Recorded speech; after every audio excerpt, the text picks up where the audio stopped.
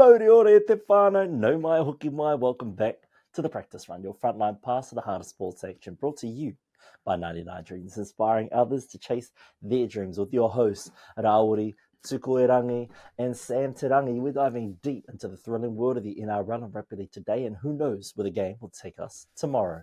From the try line to the sideline, we've got you covered. Strap in as we tackle the big plays, the game-changing moments, and the stories that define legends. Whether you're a seasoned vet or this is your first hit-up, the Practice Run is for everyone. Every run, every tackle, every win. Experience the rush with us. With exclusive insights, couch analysis, and a touch of humour, the Practice Run is here to keep you entertained, informed, and part of our practice squad. Because here, every practice run takes us one step closer to glory. The Practice Squad, where every listener is MVP, powering our play every episode, every day. And we just want to give a huge shout out to 99 Dreams for powering our passion. So now let's kick things off with today's lineup. And today, ladies and gentlemen, we have an action-packed lineup. But first, let's address the elephant in the room. Sam's not here today. He got fired for that terrible intro.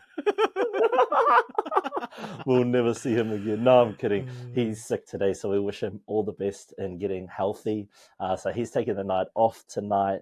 It's better that than him sitting here and getting worse as the evening goes on. So we'll let the bro rest up, and hopefully we see him back here again on Thursday afternoon for Thursday's episode.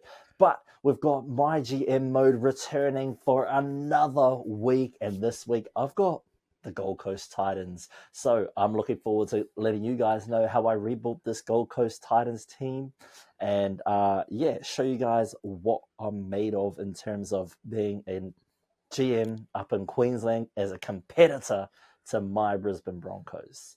Then we're going to dive into a very controversial but very topical topic that's very hot around the league right now, and that's the state of the lack of consistency of the officiating in the NRL. Some people are benefactors of it, and that's not by their fault. And other teams, well, they just keep crying in the comments. But it is what it is, Ithi. So we'll touch on that, and then we're going to dive into round 25. 25 rounds already. That's crazy. That's crazy. Then we'll round out the show with the practice runs, team of the week, and our power rankings. So stay tuned to find out who's number one and who's at the bottom. But before we get into any of that, you know what time it is, ladies and gentlemen. It is time for a little bit of that paper, scissors, rock. Two's been on a bit of a hiatus, so he's a little bit rusty. He lost to Sam the other day, and I know Sam was relishing that. That was probably the highlight of his time on this show. So, why does my camera look super orangey, eh? Like, I look hella orange today.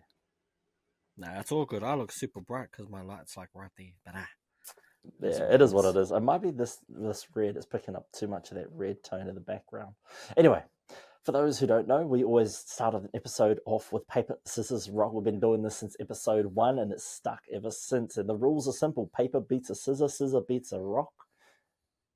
No, rock beats a scissor, and a scissor beats a paper, and a paper beats a rock. See, this is why I hate this game. It should be dynamite, scissor, rock. But that's for reasons. You weren't here for that rant, eh? Nah, no, I was not. I don't remember this rant at all. You need to go back and listen to it, man. It's crack up. I think from Sam's first episode on the show. You need to go listen to it. It's a good rant. All right, ladies and gentlemen, we say 3, 2, 1, shoot, and then we shoot and see where we land. All right, 3, 2, 1, shoot. And up. Oh, we haven't done this for a little while. Yeah, I know. Both of us went rock. All right, start again. 1, 2, 3, shoot. I don't like that at all. No! All right. You win that one. Nice work. He's back on the wins board. Now, the reason I said I hate that paper beats rock is because, like, even if you wrap up the rock, I can still bash you with it. It doesn't change the outcome. The rock is still a rock. Now it's just a paper-wrapped rock. All right. So MyGM mode. No, before we do MyGM mode, quick catch up. How you been? How's the weekend? Been good. Back at work. and it's quite busy. I knew I'd be a little bit behind the 8 ball, but it's kind of to be expected. So just been trying to get a hold of everyone, trying to set up meetings. It's been good. Feel a little bit out of the flow, but other than that, not too bad. Finally went to go see the physio about my sore hammies. Running's been parked for a little bit. He just said it's an inflammation of the tendon, so that's why it's always hurting for like a week after. So we're hopefully going to take the long route, build it up over time, so that I'm sick of going for one hearty run and then being sore for a whole week. It's annoying, man. It's not a day. It just puts me behind every time. But other than that, bro, we've been good. Looking at what's to come in the future, certain dates if I'm doing another High Rocks and starting to plan for that. And can't believe we're almost to September, bro. 3/4 of the year done and dusted already. It's crazy. So yeah, starting to put my eye on to next year. Trying to come up with a plan to see what we're doing, what we're up to, where we're gonna be, see what the plan is, and stuff like that. But other than that, man, we've been good. What about you? What you been up to? Hey, I'm all about that too. Just organizing life, figuring out what the next steps are, where to go from here, jobs, future, like career, place of residence. It's all, iffy, cloudy. They say, like as you try and what's the word?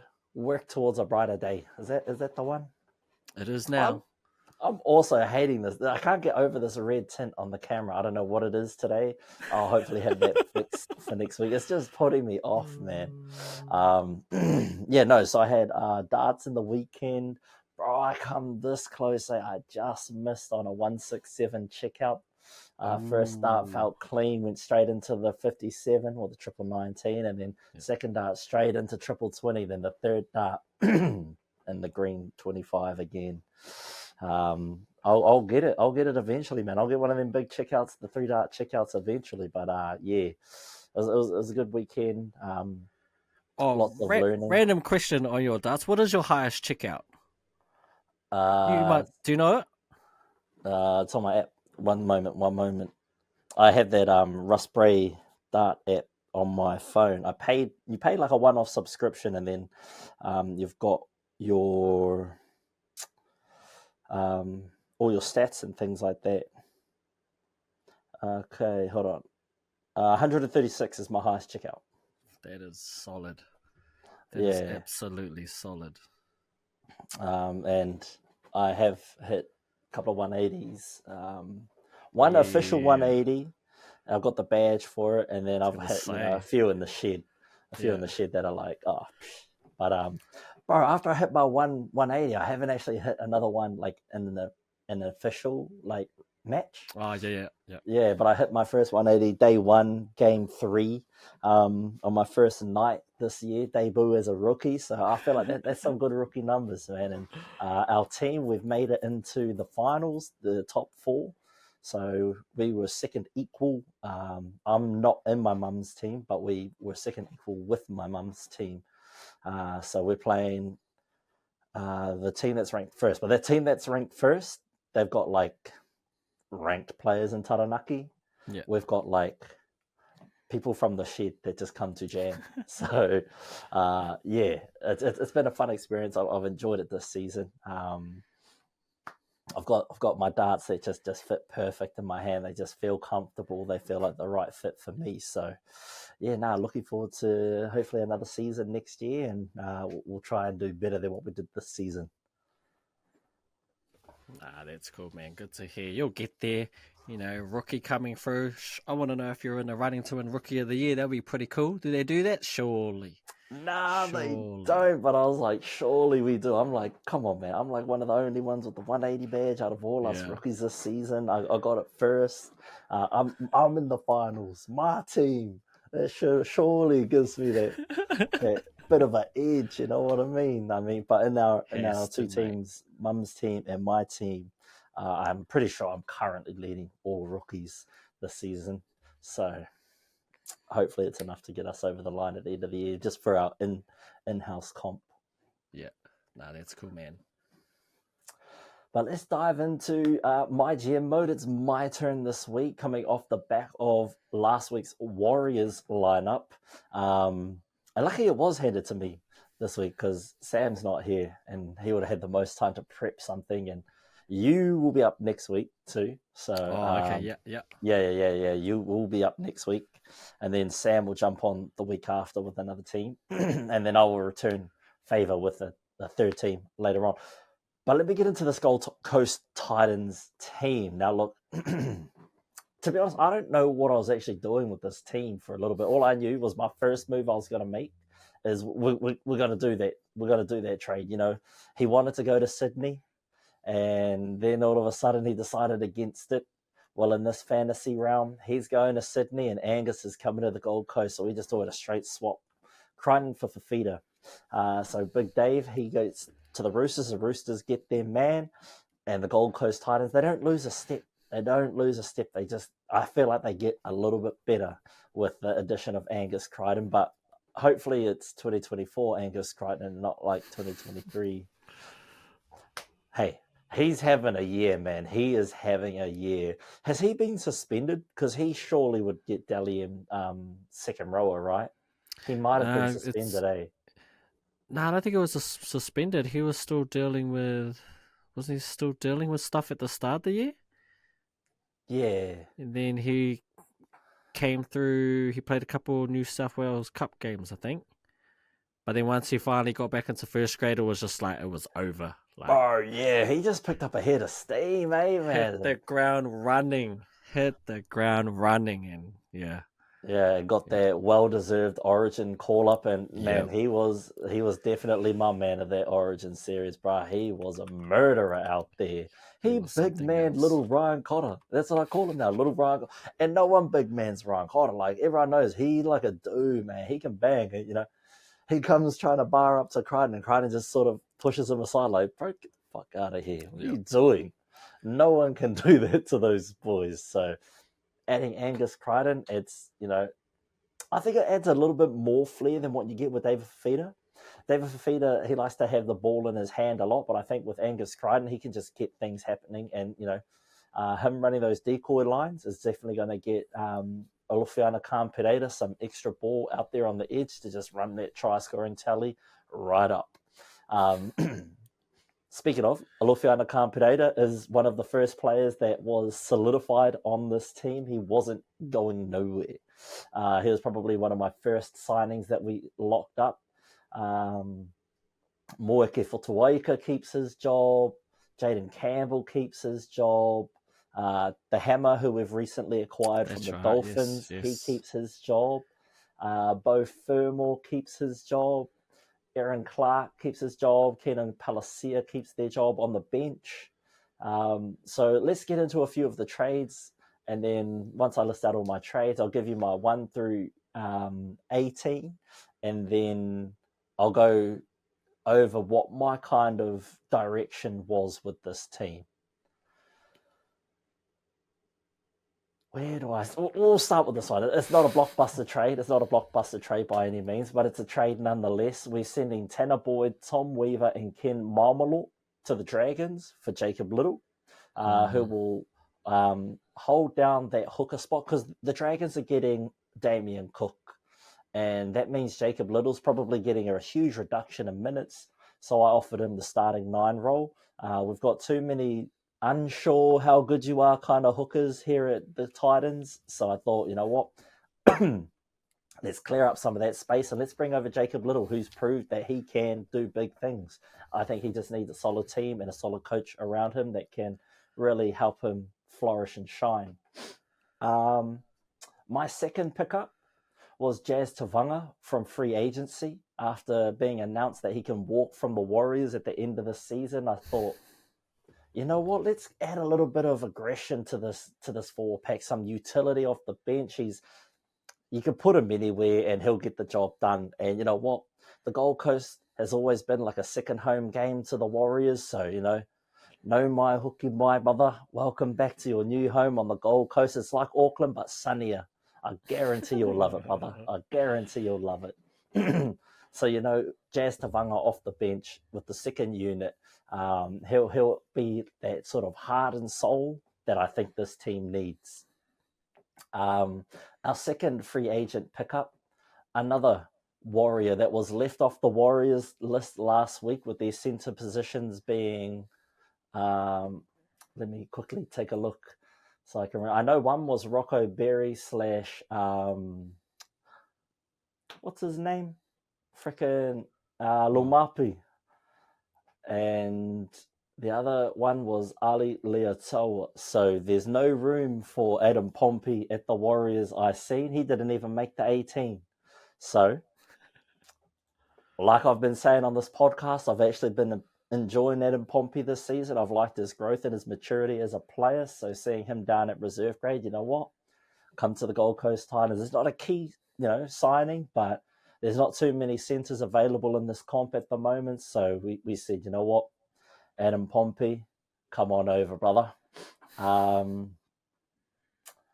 Then we traded Keanu Kinney, the fiery fullback. He'd probably be up for Rookie of the Year debates, wouldn't he? He's eligible, eh? If he is eligible, yeah, he should be up there. Yep. Yeah, it'd probably be between him and Kale Edel. I think so, yeah. Kalen's up there. I don't know. It's a weird one with all the stupid suspensions. It just ruins it. Suspensions, and whoever's played X amount of games last year are ineligible. But anyway, so I sent Keanu Kinney to the Sharks for Ronaldo Mulitalo.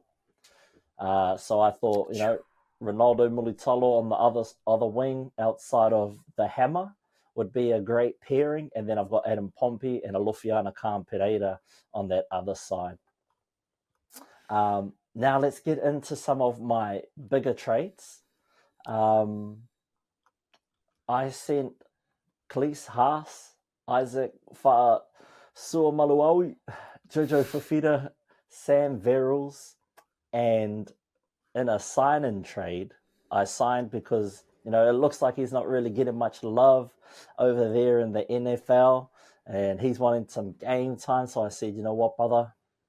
Karamai to the NRL. We signed Lewis Reese Zammit from the Kansas City Chiefs, former rugby union player. He's an electric superstar. So we've got him in a sign and trade deal.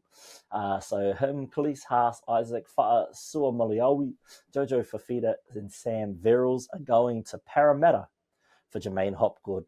Because we've decided, man, that team's getting blown up. It's a full-fledged rebuild over there. They kind of need it in real life, but I don't know to this extreme. But Jermaine Hopgood is coming over to the Titans to lock down that lock position and really solidify our middles, I think.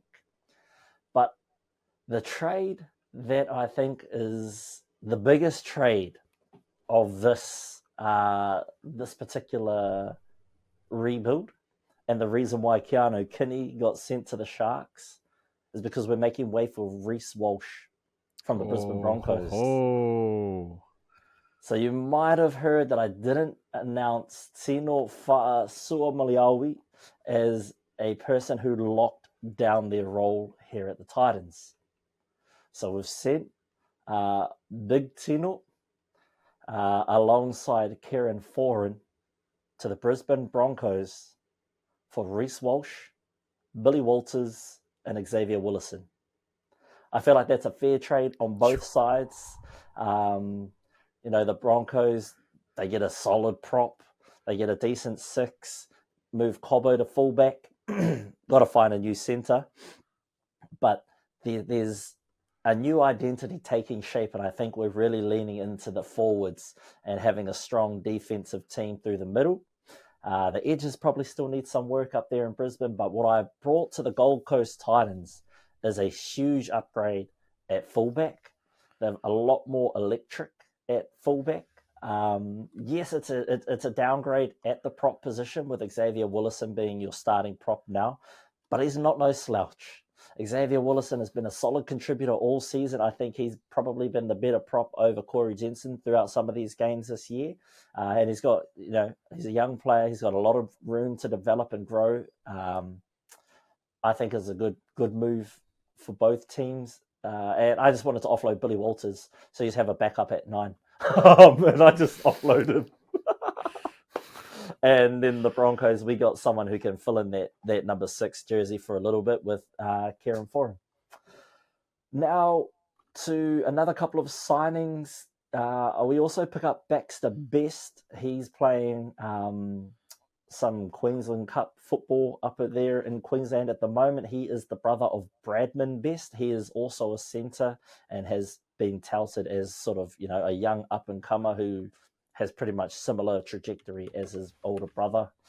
And the other pickup is Carter Gordon. The Titans have already signed. He's currently training with them at the moment.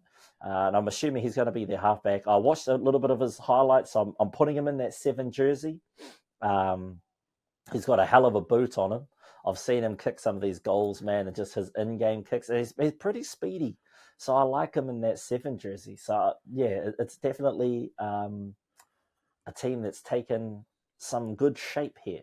And so from 1 to 13, I'll read out, and then I'll go through the bench just after that, and I'll sort of just, touch on where I think they're at, and you guys can part-time might ask me any questions that you'd like about this team and what kind of direction. But I feel like that Reese Walsh one was a bit of a bombshell. And I thought, you know what, let's do something dramatic, and let's do something that people won't expect me to do, is trade our star boy, Reese Walsh. It doesn't mean in real life I don't like Reese. I just thought, let's have some fun with this GM mode since it's a fantasy game. Yeah. So, at fullback, the obvious choice, Reese Walsh. On the wings, we've got Alofiana Khan-Pereira and Ronaldo Mulitalo. In the centres, we've got Adam Pompey and Hamiso Tabuai-Fidow. In the halves, we have Jaden Campbell and Carter Gordon. Our forwards look like Moeke Futuaika and Xavier Willison, Jacob Little at the hooking role. We've got Angus, Crichton and Beau Fermor on the edges with Jermaine Hopgood locking down the middle. Our bench looks like Billy Walters, Jazz Tavanga, Keenan Palacia, Aaron Clark and Baxter Best. That rounds out your newly modified fantasy mode Gold Coast Titans. What are your thoughts, opinions? Let me know, brother. What are you thinking about this team? It's not bad. It's not bad, man. Obviously some big names, Reese Walsh there at fullback. I'm liking your back 3, you got the X factor of Walsh, the electrifying one, and then the 2 wingers with Mulitalo and the other one. Like they're just try scorers, man. They know how to find the line, great finishers, and they're normally pretty good out of yardage. So I'm liking that. I'm a little bit worried. I'm not gonna lie about your halves. Yeah, I'm a little bit worried about that, but I mean, I think you got enough depth in the rest of the squad to fill it out. Angus, Crichton there, and both Furman as your second rowers. Obviously with Tino not there, but yeah, I don't really mind it. I mean, they seem to be doing pretty good this year without him. That's what I thought too. If they're doing all right without him, we could probably, look to move him on elsewhere. I know he'd be a huge impact with him, like being on this team, but I thought, like you said, they've done all right without him. They've managed to pick up wins here and there. They put 66 on the Warriors without him, so hey. So yeah, I guess my question is, like, with this team, like, where do you expect them in this fantasy world? Like, what is your aim? Do you think this team's good enough to maybe make the 8? Was your plan to try push for the top 4 to, pretty much go for the title or bust? Like, what was your thought behind that? I definitely think this team can push the envelope. Yeah, they might lack a little bit in the forwards, and there's a little bit of inexperience in the halves. But they've got Des Hasler at the helm there. That's a huge difference. Make it, say if it was Anthony Seibold or Kevin Walters or what's his name at the Eels? What, the current one or current? Yeah. Trent Barrett. Yeah, like a Trent Barrett or a Ben Hornby, someone like that. Yeah, I'd say maybe make the 8. That'd be, high 10s pushing into the 8 if they had an inexperienced coach like that. But I think with Des Hasler, he can create an identity with this team.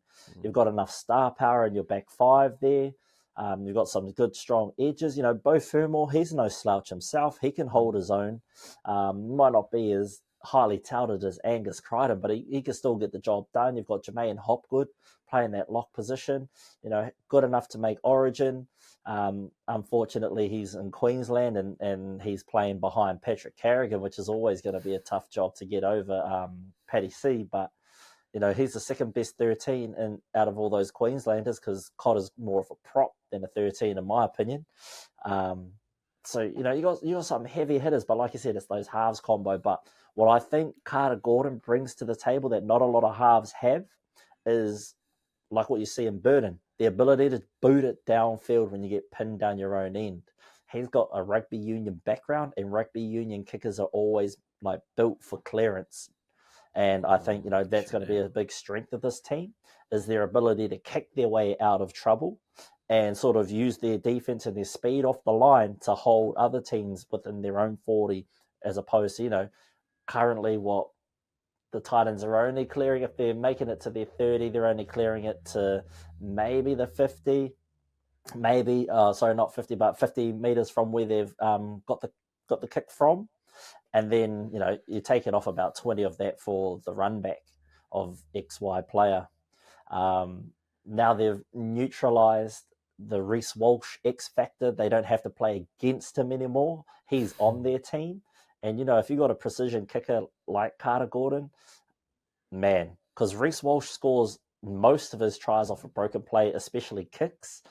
He loves those sort of like little stabby kicks through off grubbers, or he likes a little high kick that just falls a bit short so he can scoop that up and dive on over. And, when he's on, he's on. And when he's got the hammer to back him up, so if he's getting smoked at fullback, they could just drop Hammer down there for a little bit and just sort of hide Reese out on the wing for some of the plays. And, then Reese can go back to fullback and explode. There's just a lot of offense, and I think they could push for that 6-4 spot in this particular round. It's who do they knock out? Not quite sure, but, we've decimated the Storm. We've decimated the Roosters. The Panthers, maybe. Manly don't really look like they're doing much. What are the top 4 teams? Probably your team, the Knights. Broncos, I think, might be a bottom 10 team. It just depends who we get into that centre spot. Then the Warriors, this is the Warriors team. They got Tuopiki, Dallin and Rog on the wing, Leatua and Lumape, or Berry and Lumape in the centres. They got Metcalf and Hughes are in the halves. James Fisher-Harrett, Mitch Barnett are the props. Wade Egan is the hooker. Britton Nikora, Jacob Laban are the second rowers, and Connor Watson is the lock for the Warriors. And they've got Walker. No, Walker got traded to the I can't edit this doc, but I need to put it in the thing. But Walker got traded to the Eels for Regan Campbell-Gillard, and they got Zion Maiu, Tohu Harris, Matt Croker, and Paulie Roach coming off their interchange. So, that's another team that can push for the top 8. And then you've got Sam's Tigers as well that have some heavy hitters throughout. He's got, Pat, Taruva, Dewey, Pataya, Anderson, Luai, Trindle, Paulo, Cortisol, Lindsay Collins, Zach Hosking, Spencer Fainu, and Joey Tarps. So, he's got a lot of bangers on his team as well that he thinks he can push for the top 4. He probably thinks he can push for that minor prems, but like I said, with a good team, you've got to have a good coach, and we don't quite know where Benji's at with that coaching experience. So I'd say it's a top 8 team. I don't know if it'd be a top 4 team just to have that consistency throughout the whole season. It'd be a bit tough. Yeah, that Tigers team's definitely top 8, top 4 talent. But, you kind of need the coaching to go with it. I'm liking it. I'm liking how the teams are shaping up. Yeah, that's only the question mark I have on your team is the ability of the halves. I think you'll go as good as they do, which could put you in a range from anywhere, really, from like just outside the 8 to, if they hit it, you could be looking at top 4.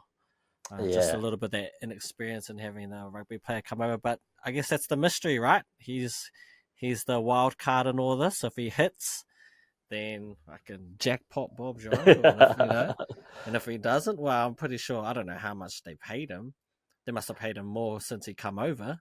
But I mean, Aussie rugby's already, down, going down. So it almost seems like it's a sinking ship at this point. Well, I don't know how down it's getting, though, because Brad Fittler's son's thinking about changing over and picking up a contract with the Waratahs or over in Japan. Well, they just need names, right? Yeah, like more they or need less. anyone, and if you're going to get, Brad Fittler's son, that's a selling point right there. But yeah, hopefully they sort their shit out, man, because we low-key do need Aussie rugby.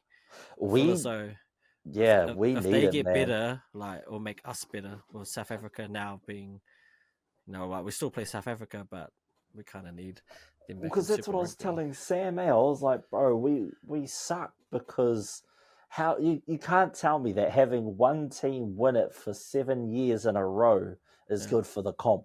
Yeah. I'm not saying that the other teams weren't good enough and, the Crusaders are the best team out there, but there was no one that could challenge them.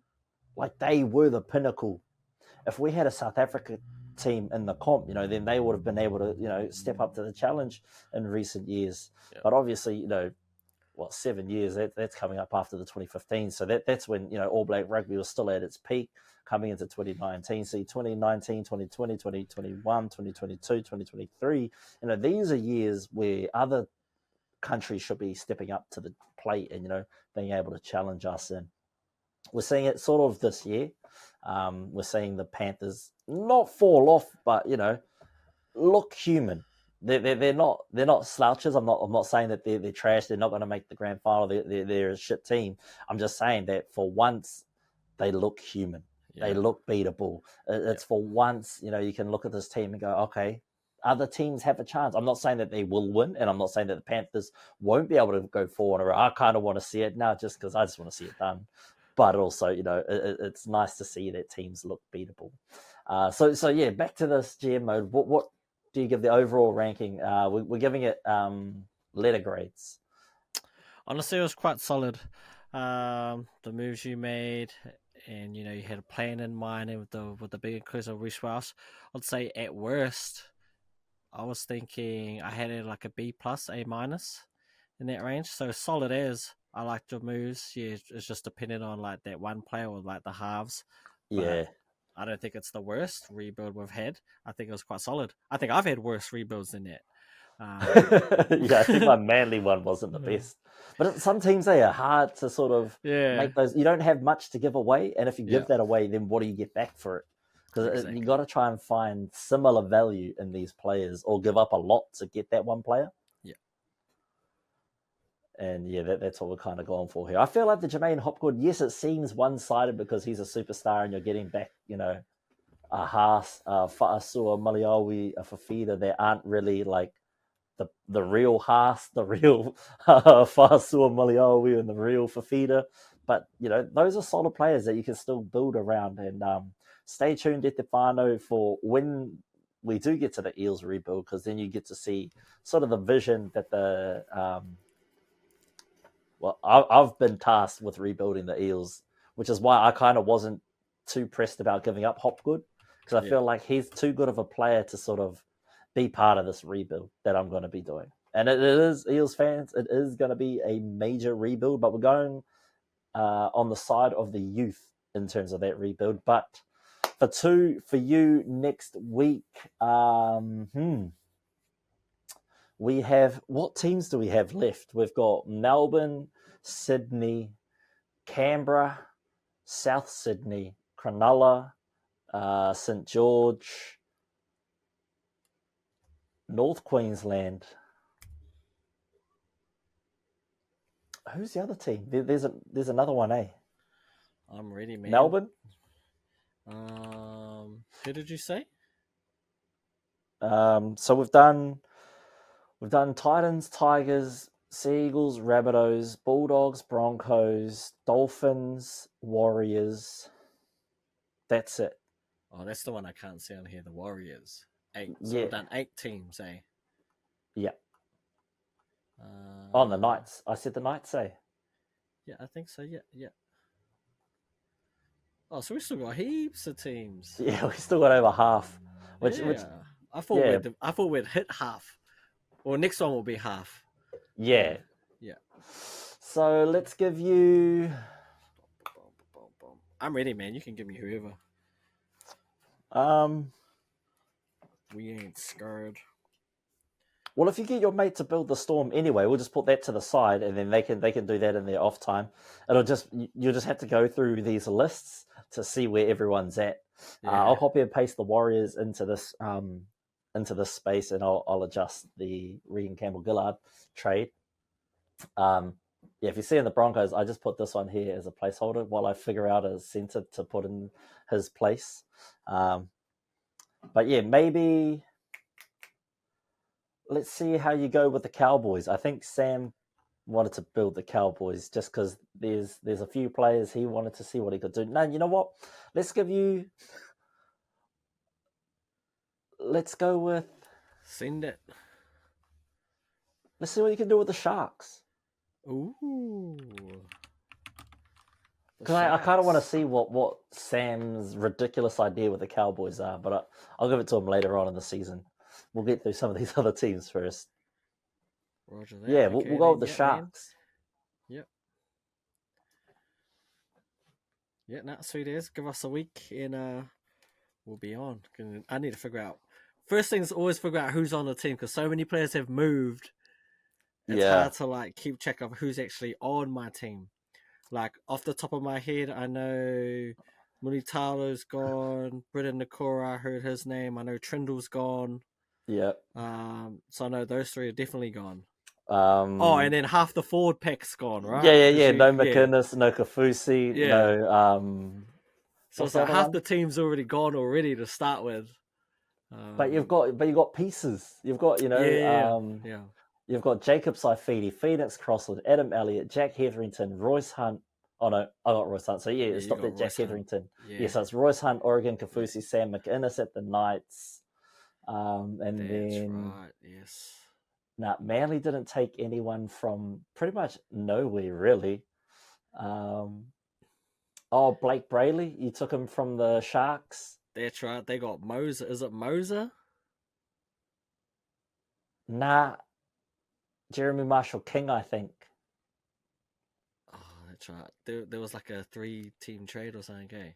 Yeah, Jeremy Marshall. Because we pulled out of it. And you just went JMK for Blake Brayley. And you brought in Cotter for Kenny, Raystone, Mark Nichols. Oh, yes. Jeremy Marshall King. Is Damn, Fanua Blake still there? Yeah. Oh, yeah. Okay, well, at least I got him. Yeah. You got him, Keanu Kinney, Nico Hines. Kinney? Yeah, you got Nico Hines, Kale Edel. Yeah. You got pieces. Do I still got Talakai? I might still have Talakai. Yeah, you still. I don't think no one took him. Damn right. Well, no one's taking him. You've got pieces. You've got pieces to build around. Yeah. That's what I was like with the Eels. Like it's okay because I've got pieces I can build around.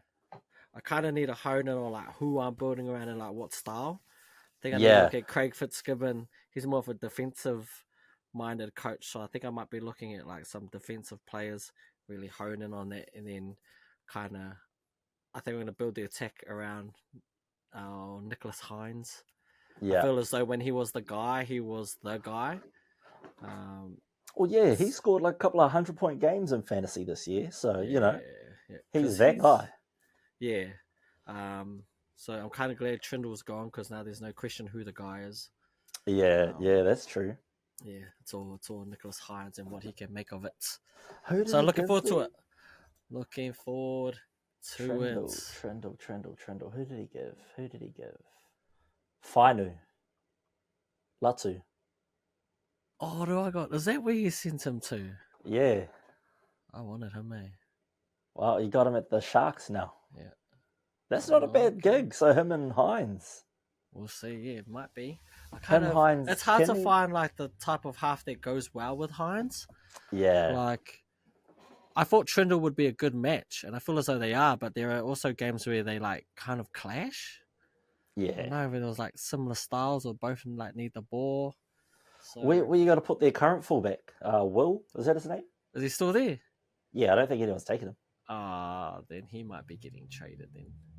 Yeah, so you got pieces to move. Yeah. No, we'll be all right. Anyway, for those that are watching and want to see and interested in what I do with Sharks, stay tuned to next week's episode on Tuesday, where you'll get the full breakdown of my turn and my GM with the Sharks. And let me know how I got on with the Titans. Let me know if you liked my moves, if you hated my moves. Let me know if you're surprised by the moves.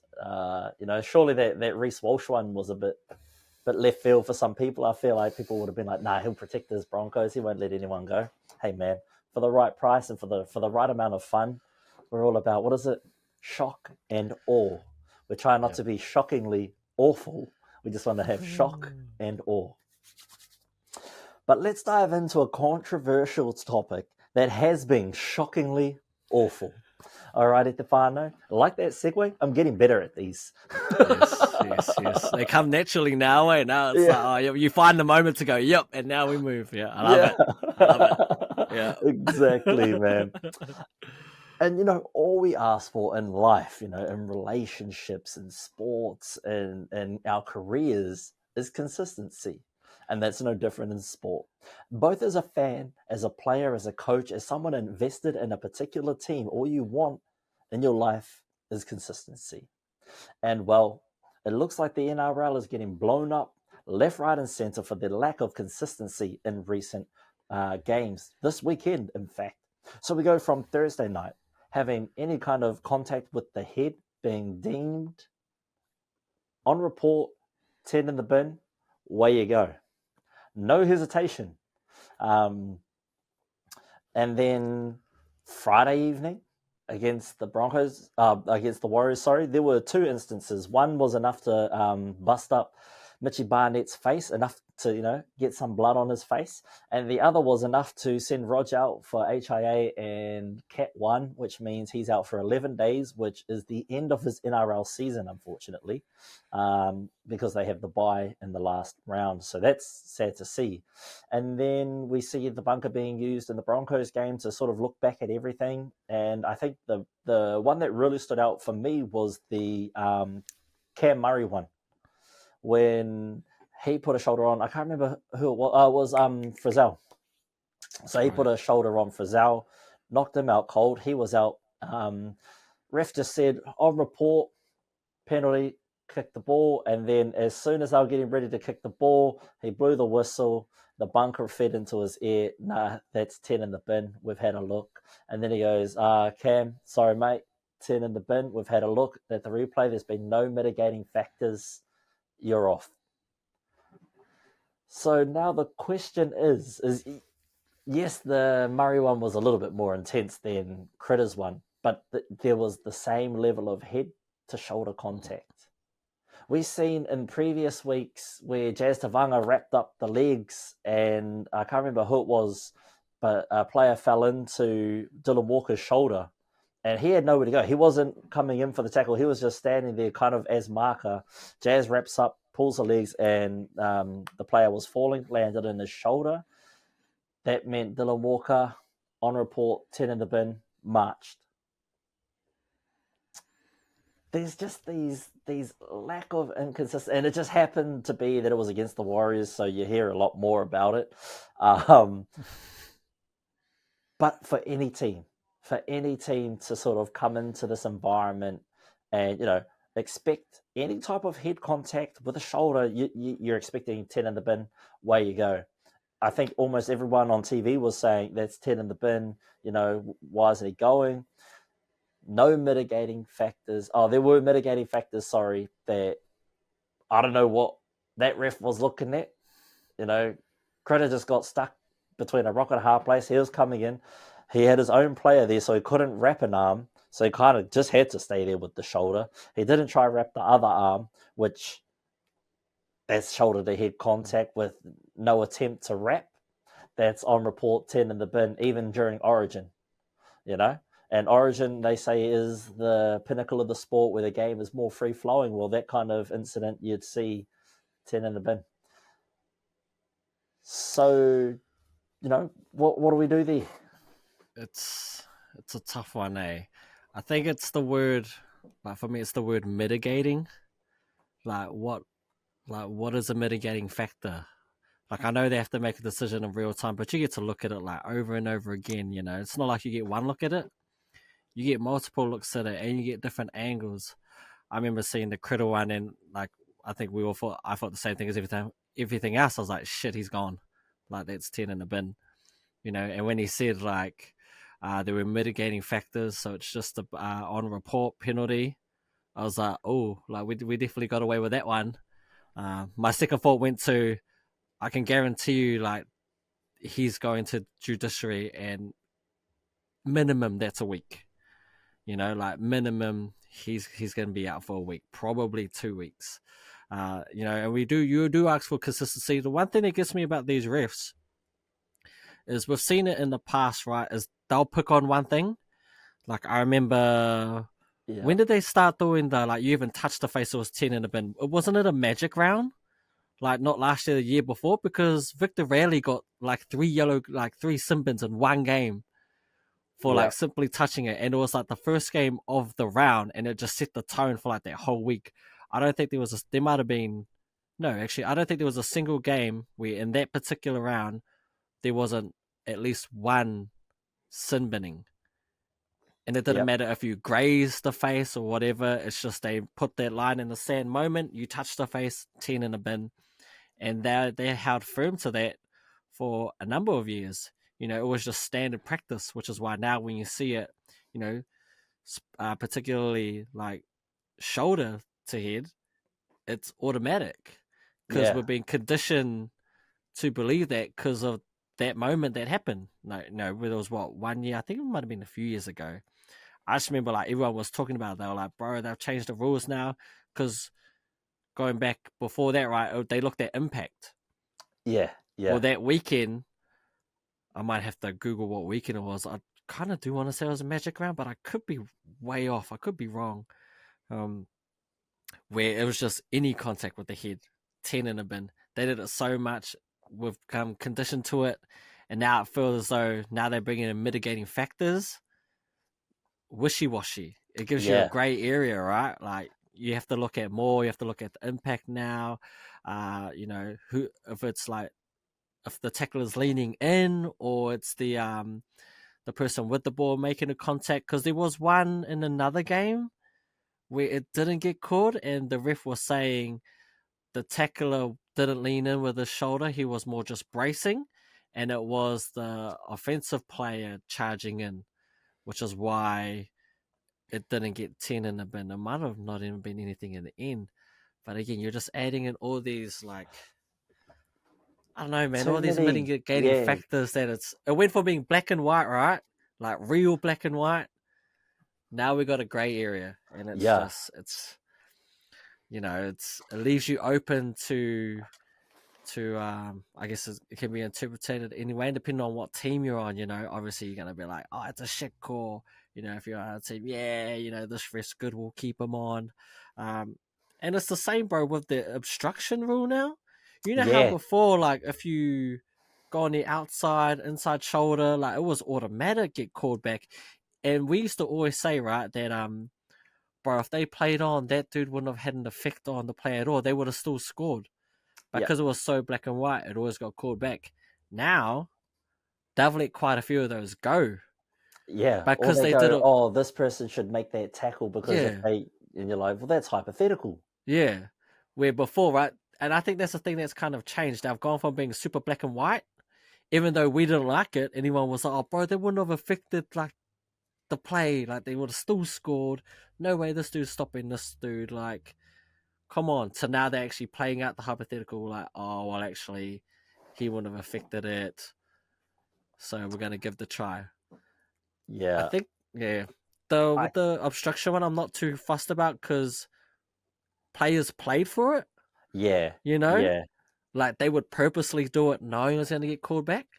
So now you kind of can't do that. So I actually don't mind that one. But the head contact one, that needs to be cleared up. Yeah, that needs to be cleared up straight away. And you can't have any professional bias involved. If you don't like that team for whatever reason, it doesn't matter. All you got to think about is player rules. But they also can't have a checklist They can't just go through a list saying, okay, was there an attempt to tackle? No. Okay, then was there, an immense force? Yes or no. Or, these are subjective fields of requirement. What it should be is you look at that, then you look at the player. Is the player able to play on? Did he get up wobbly? Then there's a lot of force in that. That's not just a regular tackle now. So now we've got to sort of look at those things. There's no mitigating factor if they're knocked out.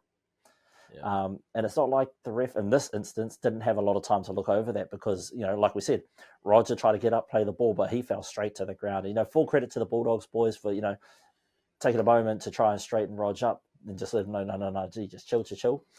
So shout out, I think it was Preston and Mahoney at that moment. Yeah. So shout out to them. They didn't even, no one knew what had happened. When he played the ball, they were like, "Oh shit!" There was the human side coming out, "Oh fuck!" He's actually hurt. It wasn't until you look at the replay, you diagnose what happened. It's like, "Oh shit!" That was straight head to shoulder, and then it comes to your mind "Oh yeah, that's 10 in the bin." Yeah, and there's no malice behind that either. Yeah, there's no malice behind that because Critter, he's not that kind of player. He plays intensely, but he's always a good human being, and he's never going out on the field to injure anybody. So please, ladies and gentlemen, don't feel the need to flood the bros inbox. If you have been over the weekend, it's footy. You don't go out there to do that intentionally. But I do know there's flooding his inbox for the old spider. We'll talk about that later.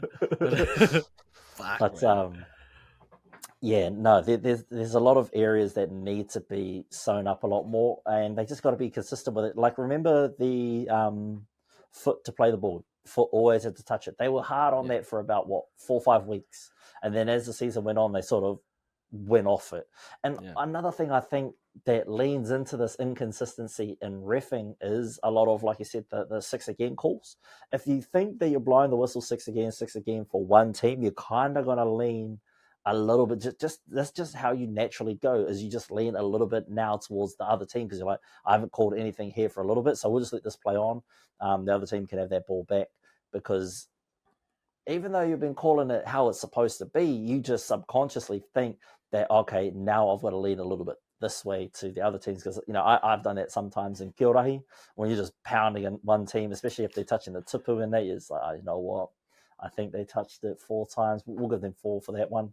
So you let some things slide and some things you're real harsh on, and that's just how it is, especially with a one ref system. But you've got a bunker, you've got 2 side officials, and you've got 1 primary referee. I do think that in the future they need to integrate AIVR, so artificial intelligence virtual reality, to sort of eliminate some of these factors. So you can use real-time artificial virtual reality to sort of check the impact of these tackles from all angles. You'll be able to remove other tacklers away. So we'll just take that Stephen Crichton one, for example. You'll be able to eliminate other tacklers in that scenario and then get a good vision of his tackling technique in that particular circumstance. And you'll be able to use that as a regulated way to inform decisions moving forward. So it takes out personal bias. It takes out any of that. And all it comes down to is how the machine has been programmed and learned. And then you'll get a little bit more consistency. There might be gaps in the overall AIVR's knowledge, but at least you'll have some form of consistency throughout. Same with obstruction or interference with the lead runner. They can match with, for example, if it's a Reese Walsh getting blocked, they can match his speed with the projected trajectory of that particular ball runner to see if he's able to make contact. If he's able to make contact, then Benny of the doubt will run that back. That's obstruction. If he's unable to make that contact, then you can just clearly say that's a try. There's no way that he would have been able to get up from that and make that tackle, whether or not it's a try-saving tackle, because that brings a whole other thing into it, whether or not he's able to tackle and get under the ball. It's just, if he's able to make a tackle, that's enough to bring them back. So if they can find out a way to introduce AIVR, similar to football, how they have that line and whether or not the ball crossed over. you can adapt a lot of those technologies, and especially now, technology is so advanced and it's rapidly advancing at a pace that I don't know if us humans can keep up with. But I tap into a lot of those tech spaces, man. I love learning about new tech, trying to find new innovative ways to evolve, and I feel like AI VR could be something that the NRL could look into to help assist referees, not replace them, but assist referees, especially video bunker referees, just to give them real-time feedback on what they can classify as a mitigating factor. I mean, that's where the game's heading to, right? And I guess that's what the theme of the segment's been, right? It's all about the bunker and if they need to go. There's been questions for a while now, as to what to do with the bunker because they've made. I guess it'll be interesting to see like what their hit rate is, right? I'm assuming it's pretty good. Yeah, I'm assuming for the most part they get it right, but it's just the few that they do get wrong just happen to be really, or maybe not bad ones, but like, and then when it keeps happening, over a short period of time, it just magnifies it. Yeah, right? Like we don't expect them to get every call right. In every game, but damn it, you expect them to get it near perfect for like what you have, the technology you have, the amount of times you can look at it. There should be no, in a way, excuses, but human comes into play, human error, like the one we haven't even talked about, the Fa'alogo try. Yeah, like there was an angle that legit had the ball on the white line, and the fact that they somehow managed to find an angle, but they didn't show it where their ball apparently didn't touch the line, or he had it down before it touched the line. I don't know, man. I'm with you, bro. And then like there's instances where they, utilize the bunker and instances where they don't. And go back to the Broncos Bulldogs game where Reynolds gets dog collared after he's kicked the ball. So the ball's gone. He gets dog collared. Refs just play on. No one goes back to look at it. It's like, so what's the bunker actually there for? Are they only there for an instance when the ball stops, like when there's a stoppage in play? Or are they able to rewind the game and say, ref, bruh, you missed it? Because, like, fuck, if we seen it on TV, you damn well know they seen it in the bunker. So when do they step in for these instances? You know what I mean? I think they can't like stop a play like in the moment. But there's been countless times where a player's been put on report after the fact, where a ref's like when the ball's like stopped with it's gone out, they've gone back like not just one set, we're talking a couple of sets and be like, hey, blow the whistle, you're on report for blah blah blah you did like 5 minutes ago, So they have that power. It's just it must be, I don't know, it must be something in the rule that says they can't stop it. Like, and that's what I mean. There's what constitutes, the bunker stepping in and what doesn't. Where do their lines lie? And I think that's what a lot of public need to know.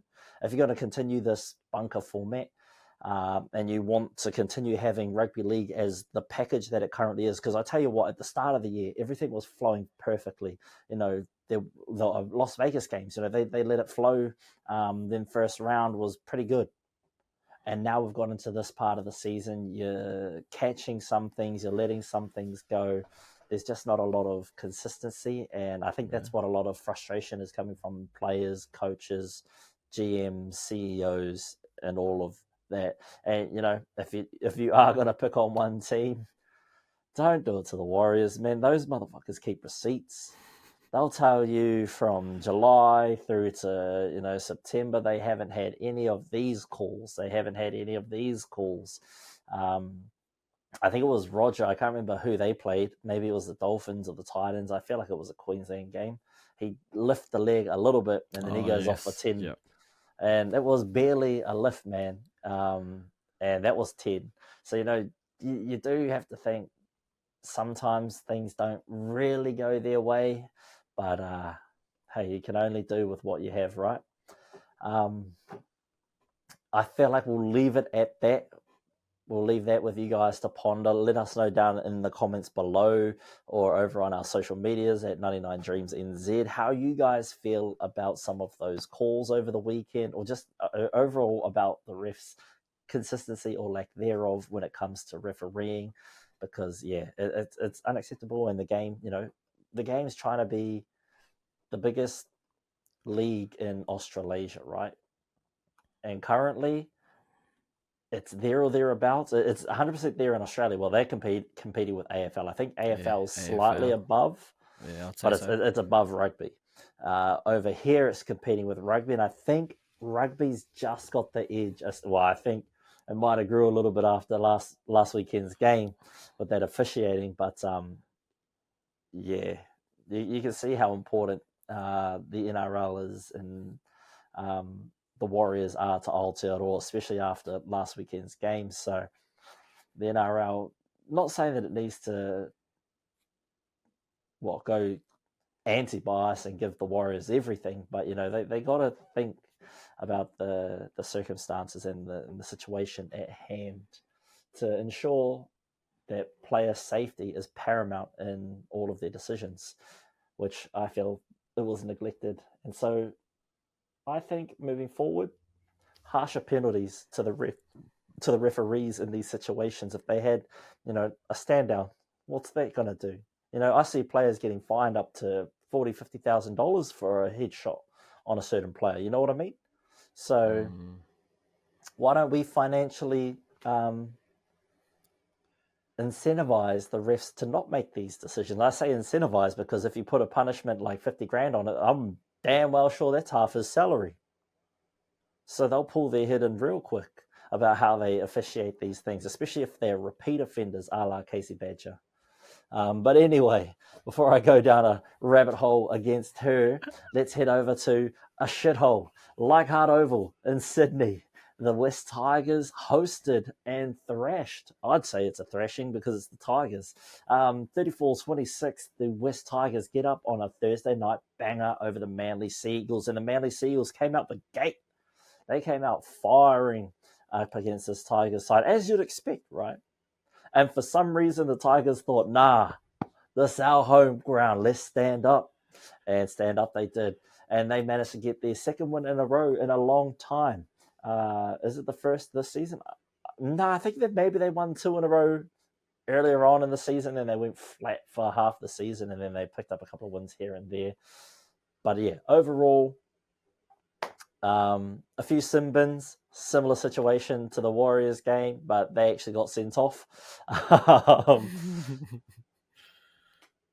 What is Sam's notes? Should I read some of Sam's notes? Bro, do you want to go back and forth on these notes? Probably not.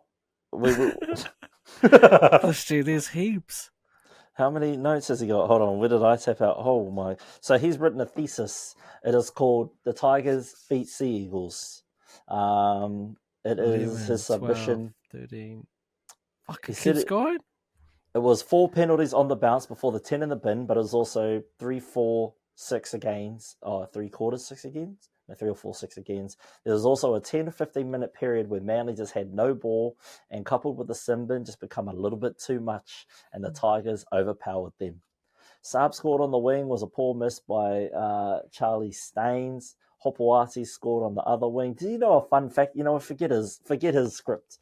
Fun fact. So, Big Hopper, what's his name? John, got invited to the Tigers thing because they had to do there on the Friday night because he played for the Tigers for 2 years, I think 2000 to 2001. True. He got invited there, and then he starts tearing into like some of the OGs. And he's now got a lifetime ban from any Tigers facilities like Hart and any other stadium that they play at whilst they're playing because of his disrespectful actions. I got sent an article about it. So, they might have won the game, the Tigers, but they definitely booted out a Manly Sea Eagles legend from their club. Why did they invite him? Isn't he like a Manly dude? I think so. It kind of makes that win a little bit more funnier because it's like, gee, your team got pumped and now you got banned. Yeah, so it was apparently hella abusive and whatnot. So, yeah, fun fact for you. Anyway, shout out to the Tigers. A lot of players stepped up. That rookie, Lachlan Galvin, he's having a great season, man. Too bad he got sent off earlier in the year. Otherwise, I definitely think he'd probably have locked up Rookie of the Year by now. Api Cortisol has showed, a lot of resolve. I think this team has aged him about 3-4 years, man. He looks old out there. Like, brother, he needs some help, and I don't think he can, hold his breath long enough for Jerome Luai to return. You know what's funny too is I think there was a couple of interviews after that game when just the year before Uppy moved to the Tigers, and the lady interviews him and she's like, "Are you excited about going to the Tigers?" And he's like, "Oh yeah." And then Jerome in the background, "You ain't winning no more premierships." And now Jerome's going to go join him and win no more premierships together. Look, Latu Fainu just he gets better and better every week, hey man, I think. He's a good addition to the squad, so hopefully they can keep him and his brother Samuela Fainu, man. He's good, bro. Yeah. He is good. You can't hate this kid, man. He is, strength to strength. You might have lost Stefano, but look, man, you've uncovered a hidden gem in Samuela Fainu.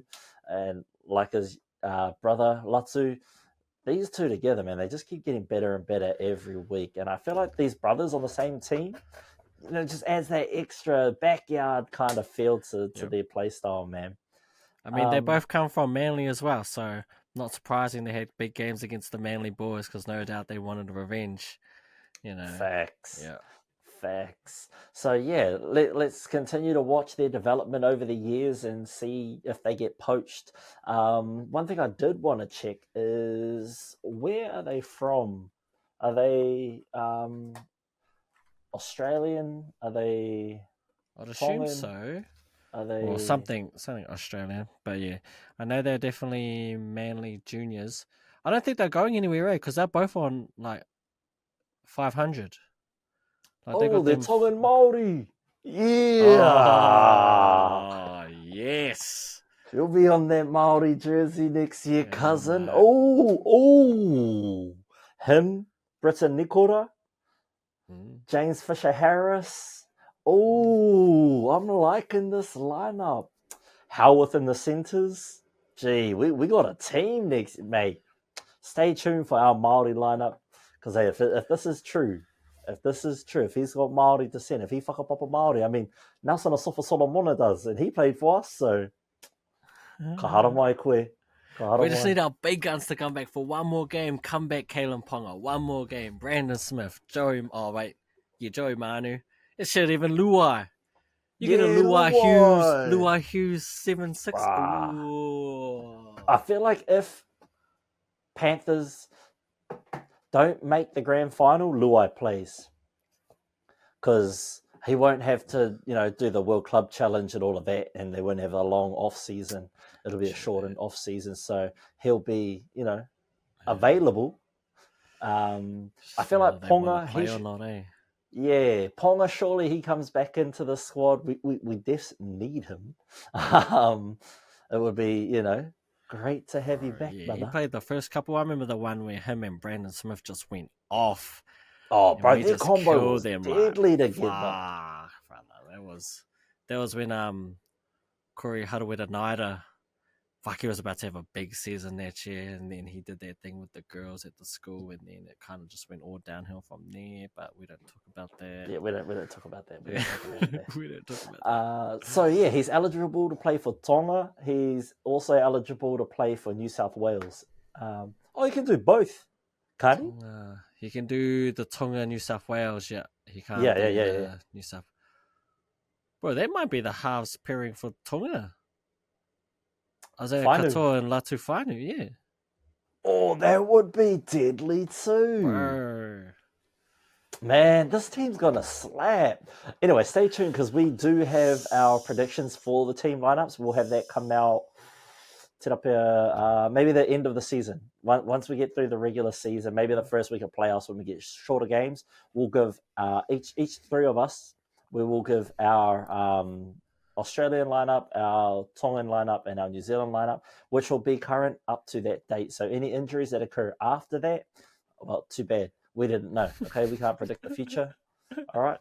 But anyway, enough about this game. We barely talked about the Tigers, but look, GG's. Can Manly bounce back this week? Who do they have this week? Manly Seagulls have the Sharks, which is going to be a tough game to bounce back with, but they need this win.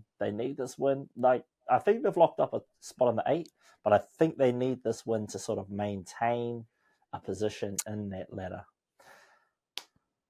So, we've talked about the controversy of this game, but give us a breakdown of how this game went. Not that the controversy would have changed the outcome of the game. I think the kind of writing was on the wall from the outset. The defense didn't look as sharp as the Bulldogs' offense looked. So, give us your rundown, brother.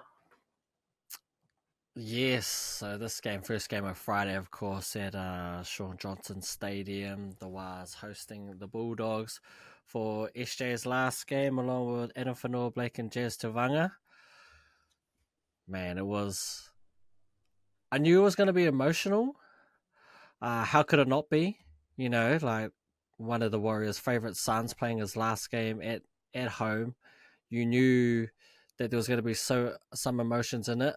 You know, and they gave him a good send-off. I think it was quite fitting what they did, naming the stadium out of him and letting him run out with his whānau and his kids. You could see what it meant to him just on his face. You know, shedding tears, and how could he not? You know, last time running out, that's a feeling you'll never get again as an athlete, and I think it's one of the feelings that they miss most. You know, running out to that crowd. And it kind of showed, like, you know, he knocked it on with his first play of the ball. When you have a game that's so emotional, you know, one thing as an athlete you try to do is you try to find a rhythm of the game. You try to get into the game as quick as you can. But when, you know, you're that hyped up, or, you know, there's like your last game and you just got all these emotions going through you, it's going to take longer than normal. And I think that's kind of what happened with him. This first 20 minutes of the game, from like a Bulldogs perspective, I just felt we just never touched the ball. The Waz, they just came out firing. And I remember it actually gave me flashback of last year to when we came over and the Waz just put a number on us. It's like we didn't even show up. It kind of gave that same vibes. The Waz definitely had more punch. They're super dominant, and it showed in the 6 agains they got. I think they got like 5 or 6 in like the first 5-10 minutes. Honestly, I don't know how like we didn't get a 10 in the bin for that.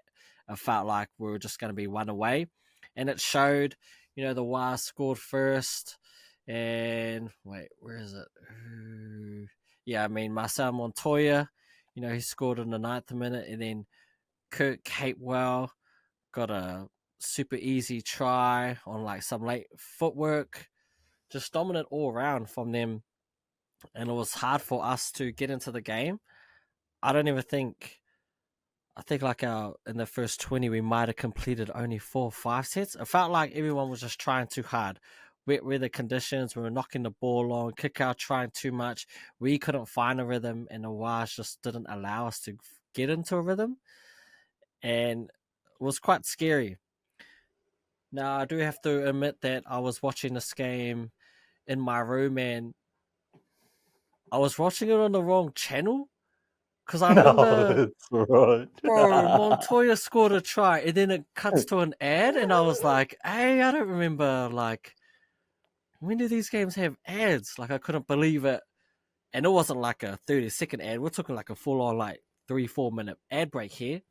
Comes back, and then it carries on from the kickoff, and then Kurt Capewell scores a try, and then it went to another break. And I was getting pissed off, man. And then something else happened, went to another break. I was like furious at this point. Absolutely furious. Couldn't figure out what's happening. I looked on my Sky Go app, and it said that it was on Sky Open or something. I don't know what the hell that is. So finally clicked to Sky Sports 4, which is where the league's at. And I think when I had made the switch, Bronson Cherry had just scored. So we had finally started gaining momentum. When I switched to Sky Sports 4, it jumped from like, when did he score? The 26th minute. It jumped to Curtis Moran had just scored. So I missed like 10 minutes of the game, and I had no idea what happened, and all of a sudden we're up. We're winning. And I had no idea what happened, but I was like, look, I'm not going to fight it. So I couldn't tell you what happened on that period, but it sounded like we dominated. And looks like the tide had turned. Like we were getting ball, we had momentum. But we let the wires in at the end of that first half. Again, just silly, man. Like teams are too good to give them multiple chances on the line. We gave them like 2 or 3 chances. They got another 6 again, on top of another 6 again. And Wade Egan's too good. He seen the marker was like half asleep, scoop dummy, fake the pass, easy try, bang on halftime. And they take the lead 18-16. And at this point, I'm a little bit nervous because I felt like we had finally started gaining on them. But then they scored that try. So I felt as though the game was 50-50. In that second half, I think Burden kind of set the tone with that early 40-20. And from there, our second halves, the last 3 weeks have been next level good. And I mean the fact the last 3 weeks, no one scored against us in the second half. That's the third straight clean sheet we've had in the second half. Most of it is coming off Burden's kicking because he can just pin the teams inside like that 10. And then it's just our scrambling defense. By the time the team gets to their third or fourth tackle, they're only at like their 30. So when they're kicking it, they're maybe just getting to halfway or still inside their 40 when they're kicking it. And we're winning the yardage battle from there. And to be fair, I thought we were quite dominant in that second half. Yes? I will say, though, the Warriors were without Adam Pompey from the 21st minute, so that shifted Kurt Capel over to the centre spot, and then they lost Roger in the 6th minute in the second half, which meant that I think Jazz or Freddie might have come on and shifted into that second centre spot. So they had players playing out of position throughout most of that game, which, for any team, it's a difficult match when you've got players playing out of position. Yeah. And they definitely played into it too. Because I remember thinking, like, how come... I remember when Adam Pompey went off, I was like, oh, surely we have to attack our net side now. They got a position out. And then when the RTS thing happened, he was out. It was Chanel that came on, Hersavita, and he played in their other centre. So I was a little bit annoyed at the boys that you couldn't exploit having 2 people out of position, like attacking them. And I think that also messed up the Wires attack. I mean, without doubt, it messed up their attack. You're missing two Pompey key for that players. First 20 minutes looked on. Yeah, he was good. He was really good. In RTS, I mean, he's just dangerous every time he touches the damn ball. And that in a lot of ways, like, just affected the game. Similar to the first time we played them, same thing happened. They lost, I think in that game they lost both wingers, not centres. I think Pompey went too, or he went the game before. But they did lose Montoya and Dallin. Yeah. And I think maybe they think they lost another one as well. Yeah, I think they lost the fullback. Chance lost. Yeah, they lost Chance, or was it Tuopiki at that point? I can't remember. It was one of them. Yeah. They had a whole different back three, the first time we played them. I think that's just been the Warriors' season this year, though. It's just been unfortunate with injuries, like at just inappropriate times. Like they had, who was it? Freaking the 5'8" at the moment, Metcalf. He's been injured for half the season. Yeah. Tamari Martin's been in and out. Johnson's been in and out. Nickel Klopstar's been in and out. There's no consistency. Too many injuries. It's hard. Bro, it's hard Metcalf looked good. Oh yeah, man. I was like, oh no, he was giving me like fits. I was like, bro, this guy's like turning it on, like holy. That whole side, bro. They were. I have to give it to them, man. They were good. Because on that side, it was Pompey, Metcalf, and Montoya. Capel. Was it Capel or Montoya? Yeah, Capel and Montoya. Yeah, they were linking up down the same edge sometimes too, Yeah. Which was that was an attack I was liking. It was just, for me, their defense wasn't up to par. They weren't meeting you. They were waiting on the back foot for the Bulldogs to come to them. They weren't coming off the line to meet the Bulldogs, and that's why you see the difference in Dylan Walker's carries versus like a Jacob Preston carry. Yeah. Dylan Walker, he's getting carried back to the frickin' 20-metre yard he come from. You know, every tackle that Walker was involved in, he was just going backwards. Just the gang tackling. Yeah, man, and it was it just looked, else. I feel like the writing was set off the Sean Johnson knock on. I think that was just the way it was gonna play out in the end. Yeah, that yeah, I was super happy with that with the boys. The second half, it seems to be a trend. Curtis Curtis Morin, for someone that's so tiny, bro. I don't know how he's so powerful. He's like Great a nuggety technique. build. He gives me like a slightly slimmer, like Brandon Smith when the cheese used to be like a lock, you know, like before he Yeah. became the full-time 9. But man, but yeah, I mean, standout players for the Bulldogs. Burden, he was good. Toby Sexton, was solid. I think the boys were just, they stick to their processes, and that second half of being able to just kick deep and get teams in trouble out of yardage just puts them on the back foot. Because I mean, I know the Wires had key players missing, but we didn't give them many chances in the second half to even have a chance. And when you're doing so much carry out of yardage, you just end up being tired. Like Fanua Blake was good at the start of the game. That second half, I think they were just fatigue, and fatigue came into play. But yeah, so happy we finally got a victory in NZ, first one in a while.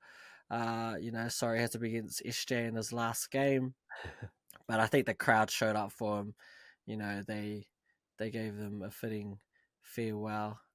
I don't really have much more to say. I thought Harry Hayes had a good game. He's growing on me. I don't like him the first game. I thought he was too skinny. Because he's listed on the site as a winger. Yeah, I think he was coming through. He was a winger, and now he's a forward. Yeah. Interesting tactic. I mean, they must have put some beef on him, but yeah. The first game I didn't think it was too good, but he's getting better with each week, and he's actually like winning contact. Yeah, he's looking good out there. Yeah. Also, here's a fun fact that was posted from Bloke at a Bar. Michael Chamis says Tom Trbojevic approached Manly about taking a significant pay cut as a result of missing games through injury. He wanted to give the club back $750,000 over the next 2 years. The NRL rejected the proposal. Yeah, fair enough. Damn, that's rude. That's rude. But hey man, it's the thought that counts. So Manly fans, you got a real one with those Trbojevic brothers, eh? Like Jake, the nicest guy. Tommy, I feel like they'd just be stand-up guys, eh? They're like, they'll shout you around and probably wouldn't bring it up if you didn't shout them back. They wouldn't do like some of the other boys and gee, you owe me like $7.35 for that round. Hey, yeah, gee, $7.35. That's a third of a round. That's how much you owe me, gee. Can you just Venmo me? We didn't even have Venmo in Aotearoa. All you Americans out there, you guys are lucky, man. Got nowhere to hit the bro up except for RG just training me back. Just training me back. It just means transfer. It's Kiwi slang. All right, heading over to game 3 of the weekend. It was my Brisbane Broncos hosting the Parramatta Seals up at Suncorp Stadium. The final score was 30-24.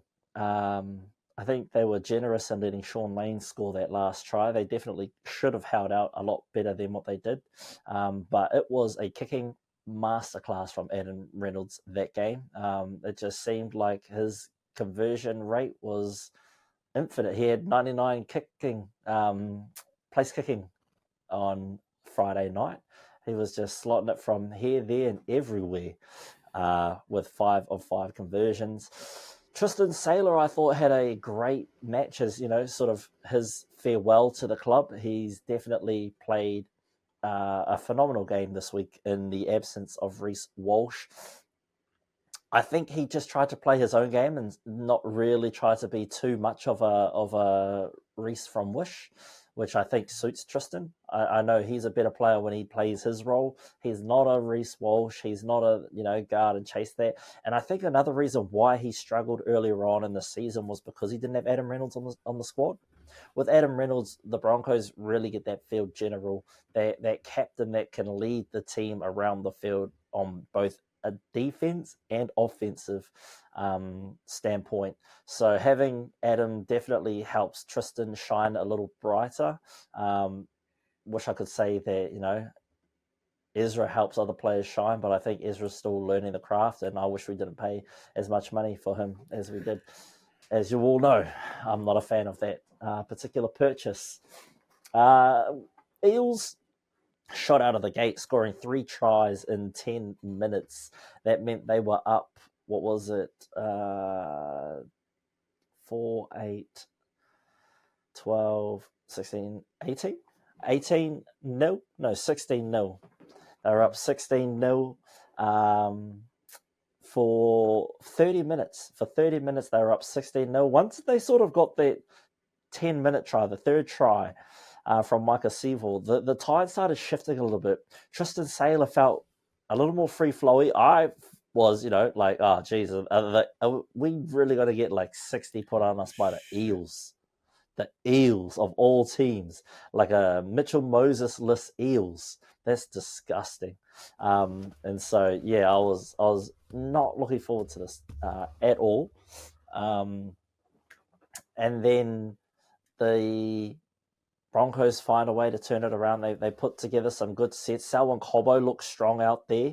I want to see him at fullback, man. Just the way he was sort of coming off the wing a little bit to run some of these plays, that time that he's had to develop his craft in the centres has made me believe in him as a fullback option. Kind of, GI-esque, Latrell-esque, like a little version of that, and definitely still has potential to hone his skills and become that level of fullback.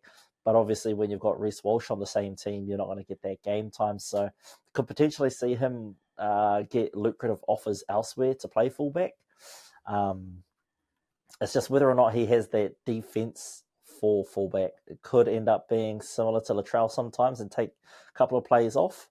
But we'll see. It was good to see Selwyn back out there. I think this was his first game in a little while because of those controversies surrounding him and that call out for domestic assault, which looks like it might somewhat be cleared because he's back playing. Who knows? We'll see. And then Katoni Staggs, just his defensive efforts. They never go wavering. I don't know what it is about Katoni, but he just knows how to play for the full 80 and he plays with his whole heart, man. He just gives it everything. Like we always credit Critter for his defensive capabilities, but I feel like Katoni Staggs is just as, if not a better defender in the centres.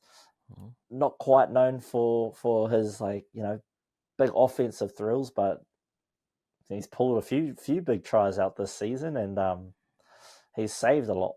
So huge shout out to Katoni Staggs.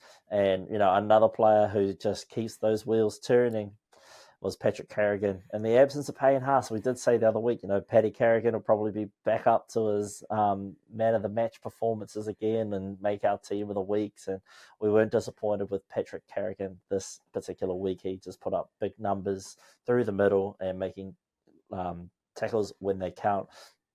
And it's not too hard to sort of bully this Eels forward pack. They just haven't really been there all season. They've struggled all season to sort of get on the front foot and get the rest of the team going. So that's something for the team to look at in the future. But, like we've said, the season's all but over for them. And let me just double check one last thing. Let me go back here. Does that mean... Well, the Eels are still up over the Tigers, but the Tigers have the bye this weekend, and the Eels are playing the Dragons, and the Dragons are on their win week. So this pretty much means that the Eels have lost, unless they beat the Tigers in the final game of the round, and if they finish up on equal points, the Tigers will get that wooden spoon on points differential. Damn. However, if the Eels get put on, 57 points. If the Dragons can score over 57 points this week, then all the Tigers really have to do is win. So who knows? Who knows? Interesting. Hard luck for them. I think even more hard luck for Broncos fans, because now a lot of you are believing the hype. You are believing you can do it. Like we said, man, Dragons should win this week. And to be honest, you can't really say that they will lose next week if they're on the win-loss, because next week they know win and they're in, lose and they're out. The Broncos, on the other hand, have to win everything from this week onwards just to have a chance. And to be honest, man, I don't even care anymore. I kind of want us to win, and then I want the Dragons to win in the last game just to knock us out. It would be kind of funny. I just want to see all the Broncos fans just get super hype, and then the Dragons just take it away from us in the very next game, actually, because it would be the Friday night Broncos play, and then or we're playing the Thursday night banger. What's I think that? we play the final round. I think we're playing the Thursday night banger. Thursday night banger, yeah. Is it the Broncos hosting the Storm? Yep, sure is. You know what's funny about that game is that Bellamy's resting players this week. He would, eh? He would. Rest his players and then, lose to the Cowboys, so then he has to win against the Broncos just to get that number one spot. Although the ladder looks awfully interesting. So, bro, you've got 4 teams on 26 points. We've got the best plus and minus. Yeah, you are the only one that's got positive points diff. Low key, the Knights might have a shot because of who they face. They've got the Titans, then I think it's the Dolphins. Like, those are their 2 last games, both very winnable games. Obviously, you guys have a chance. You're facing the Dolphins, and then it's depending on what the Storm do. Also depends on how are the Dragons. Like, at this point, right, the Dragons still control their own destiny. They win, no one can touch them. Yeah. So all they have, they're in control. These 1, 2, 3, 4 teams have to rely on the Dragons losing and have to win out, and then kind of have to hope that each other lose as well, like they're in the mathematical space. Who was it though? I think it was Sam A in the chat. These knocked out Raiders are dangerous, man. They don't care who they play. They gonna come for you, man. And they showed that in the first game on Saturday by beating the Penrith Panthers 22-18.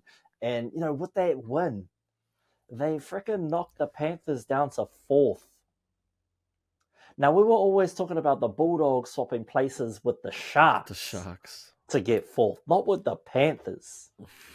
Ladies and gentlemen, if the Panthers have to play first round, second round, third round, fourth round, I feel like it doesn't play into their hand as well as it would if they have, a secure win and you're in. Because if Cleary can't play that first round, it is going to be a tough game. Say you guys switch. Do you have a better plus and minus? No, not too bad. It's there or thereabouts. Yeah. You probably have got a better chance of passing the Panthers than you do of passing the Sharks, in all honesty. You have to rely on the Sharks to lose a lot. Do we think the Warriors can upset the Sharks? Who knows? Find out on Thursday. Come back then. But right now, we're talking about these Panthers, and I didn't actually catch this game. I was still at darts.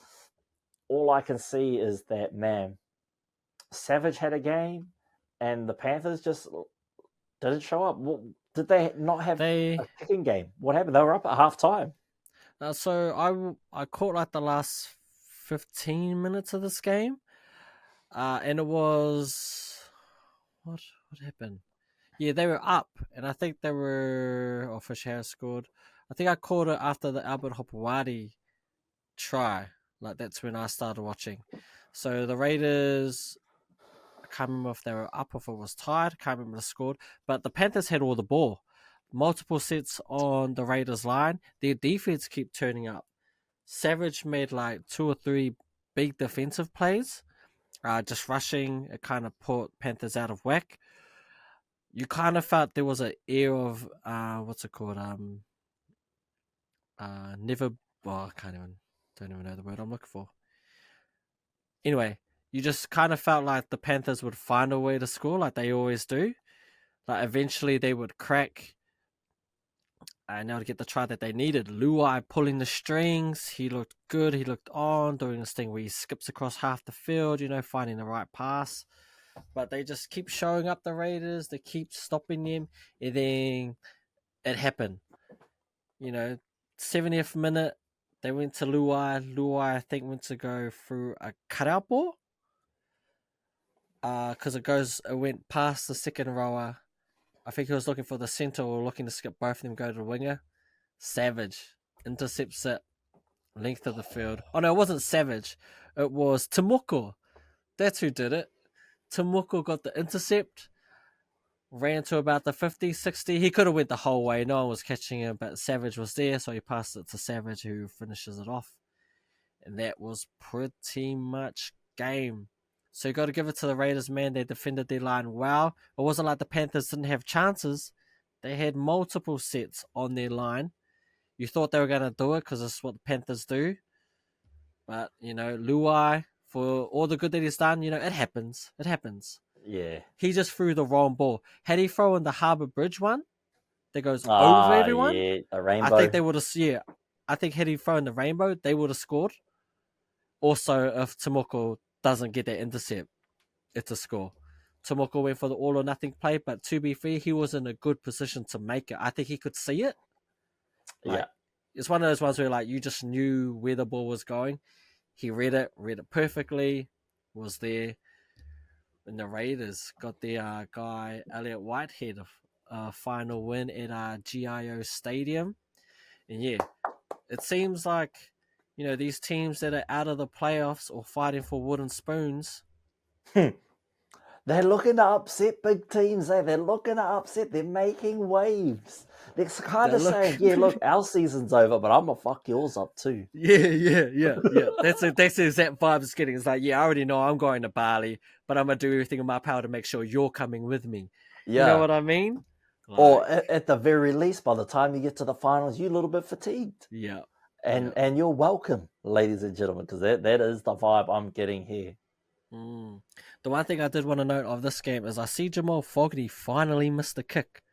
I swear he was on a roll, like I'm talking more than 20 kicks in a row without a miss. Yeah, but what are you supposed to do, though, when you're torn your bicep? All you got to do is kick. Kick, hone that kicking skill. I mean, yeah, you've probably got to get some of that momentum in, but if you're strapped up here, you can still find ways to kick and really refine that kick without so much counterbalance. People always talk about the bird and bomb, right? Because it's so spectacular how high Fogarty can he's got the better, I feel as though he's got a bit more control on his one. He can do that same kick. I don't even know what they call that kick. Because they kick it in the middle of the ball. It's almost like a knuckleball, It goes up, and when it comes down, it's not moving. So it just, you got no control over where it's going. He troubled the Warriors when he came back from injury. First game back, he just had them on a string. Yeah, they couldn't figure out if they were going forward, back, or if they were perfectly weighted. They did get him back one. I think it was Harris DeVita put one up, and then he knocked it on. But like you said, man, he can definitely compete with he's Burden. Bro, yeah. Or a prime Sean Johnson. I think Sean Johnson still has the record for the highest kick at Suncorp. Yeah, Burden's like torpedoes. They go high. He doesn't do it because it's too hit or miss. Even he doesn't know where it's going. So it could be like a knock on, or it could be like a 7 tackle set, And his kicking, so he rather just, I think he's been told, just kick it into the 10, let the defense do it. Fogarty, fuck man, his ones are just so good. They don't go as high, but I feel as though they just wobble more. Yeah, more effective, eh? And he's doing it from everywhere. I think he's really honed it, crafted it, and he's kind of I wouldn't even call it the bird and bomb anymore. I think that's Fogarty's kind of taken over that one. His kicks are the hardest to catch because they're just coming at you with that no spin, no nothing, and you just don't know. Oh, do we call it the Fogarty Frisbee? it might have to be. Because, frisbees kind of hold that. You don't really know if it's dropping or if it's floating, if it's hooking. Like, frisbees do that kind of weird shit, man. Yeah, I thought I'd just give Fogarty a shout out and the Raiders for getting it done. Yeah, man. Big mihi out to the Raiders, being the first ever team in over a year to force the Panthers into back-to-back losses. They never lose 2 on the trot. Yes. But ladies and gentlemen, don't be surprised if the next team they play, they pump them mercilessly. Because I feel for you. Whoever they got this week, I feel for you, brothers. I think they got the Rabbitohs. Oh, yeah, Arch. Look, moving right along to, teams on the fringe looking in. Soon to be a team looking on the out. Is the Dolphins up against the Melbourne Storm. And, bruh, you know how we always said the rich get richer, man. What do we got to do to get rid of the Melbourne Storm? We talked about the Crusaders being an elite level team for an elongated period of time, but the Melbourne Storm, with locking up the minor premiership this year, have won, 7 of the last 10? Yeah, bro. There's some ridiculous stat that only 3 teams have won the minor premiership in like the last, I think it was dating back to 10 years, something like that. 10, 12 years. It's ridiculous. Yeah, it's ridiculous. And Melbourne have a majority of them. Yeah, they've got like half of them. Yeah. And they've probably got a lot of premierships to back up a lot of those minor prems. I think the Roosters might have one, the Panthers have a couple. Storm, they've got a few in there. Who else? Well, like minor, like premierships. Like a time? premiership after. Yeah. Oh, I think I mean, Storm have 2 or 3, don't they? The 2017 and then 2019. I mean, the Roosters obviously went back to back. I mean, Panthers have gone. Panthers have won the last 3. Kind of mix and mingle a few other teams in there, but it's pretty much. Yeah, so look, man, they stay consistent, and like what we said in GM mode, it doesn't really matter who you have. It seems what it does matter is who's coaching. Now, I say you put Craig Bellamy on that Titans team I built, premiership at the very least. I've low-key thought about doing a trade for a coach in GM mode. Like, maybe we just randomize the coaches to different teams. We just put them in a hat. We're just all right, randomized. Like, don't even change the team. Like, I think the team's good. I just think they need a different coach, and this is the coach. Yeah, and just see how they go. Like maybe Cleary to the Broncos, Bellamy to the Titans. See what happens, man. The shit will change. I'll tell you that much. What's his name? Wayne Bennett to the Tigers. Send Benji to the Panthers. But yeah, anyway, back to this Melbourne Storm game. I don't know. Like, I'm trying to critique Melbourne. I'm trying to find where their flaws are. And I think their flaws are within themselves. I think when they're not playing a structured game of footy, like what we saw versus the Panthers, when they try, I think, force too much, that's when the errors creep into their game. They're trying to play ahead of you rather than dictate the game. They're trying to play your game, but they're trying to play it better than you. Whereas when, like this game here, they force you to play their style of football. 9 tries later, it's good night nurse. And that all but sort of wraps up your season, unless you can win the next few games on the trot. But that plus and minus isn't healthy. And yeah, look, it was just a great game. I don't know, like, we talk about Alofiana Khan-Pereira and his strike rate this season. Yeah. But no one's talking about Ali Couture, man. He's outscored all of his teammates this year. And he's a freaking second rower. Not even a centre. Not a wing. Not a fullback. He's second row, man. He just finds ways to burrow over. And shout out to our boy Jack Howarth. It looks like he's pretty much holding that jersey down now. He deserves it. We've been Yep. talking him up all season. We've been waiting for his, arrival, and it seems like, ladies and gentlemen, he is here and he is here to play. He has done almost everything in his power to keep this number 4 jersey, and full credit to my boy. He's doing bits, man. I'd love to see him in a Broncos jersey one day. Hope it happens. But yeah, look, this team, it's hard to find a fault. What I am scared of is next week, this weekend, sorry, the Dolphins coming off of a loss like this. They're gonna be tuned up by bellyache, and they're gonna find what's gonna be a game plan that potentially beats the Broncos. We need this win more than the Dolphins do, but Wayne also likes to win against his old teams. Yep. And Yep. the Brisbane Broncos are one of his old teams. He's a club legend. He's the only coach to bring us a premiership. So he is the coach. yeah, if there's anyone, bro, to be honest, when you think of NRL coaches, he's got to be the first one that comes to mind. Like, he's been in the NRL for so damn long. Yeah. Like, I feel like he created the game. He woke up one morning, talked with Jesus when they were having a cup of tea, and like, brother, let's create a game.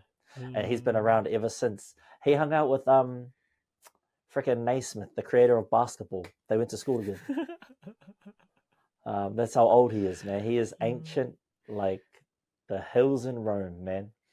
But I'm looking at these previous weeks, and it's hard to say what Dolphins will show up, Are we going to get the 26-28 Penrith Panthers win over the Dolphins where it's a close game, or are we going to get the 30-10 or the 48-6 Bulldogs and Storm victories over the Dolphins, or are we going to get a 34-32 close contest, win it in Golden Point Dolphins? Like, it's so hard to gauge where the Dolphins are at this season because they're just so inconsistent. Are we going to get a 25-26 Raiders over Dolphins score? Or are we going to go back to round 6 and get 28-14 over the Dolphins, the Brisbane Broncos? One stat that I do like, that I do find some comfort in, is knowing that it took the Cowboys 10 years since their creation and their, inaugural year in the comp. It took 10 years for them to get a victory over the Broncos. They had draws. They never had a victory. So that gives me comfort, knowing that the Broncos will do everything in their power to stop them from beating us. But you got to remember, from 95 to 2005, those were some Broncos era, man. That was like, Broncos were peak around that era.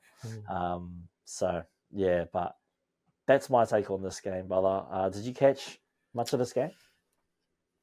To be honest, I think I watched till halftime, and it was just a clinic. The Dolphins game kind of ended when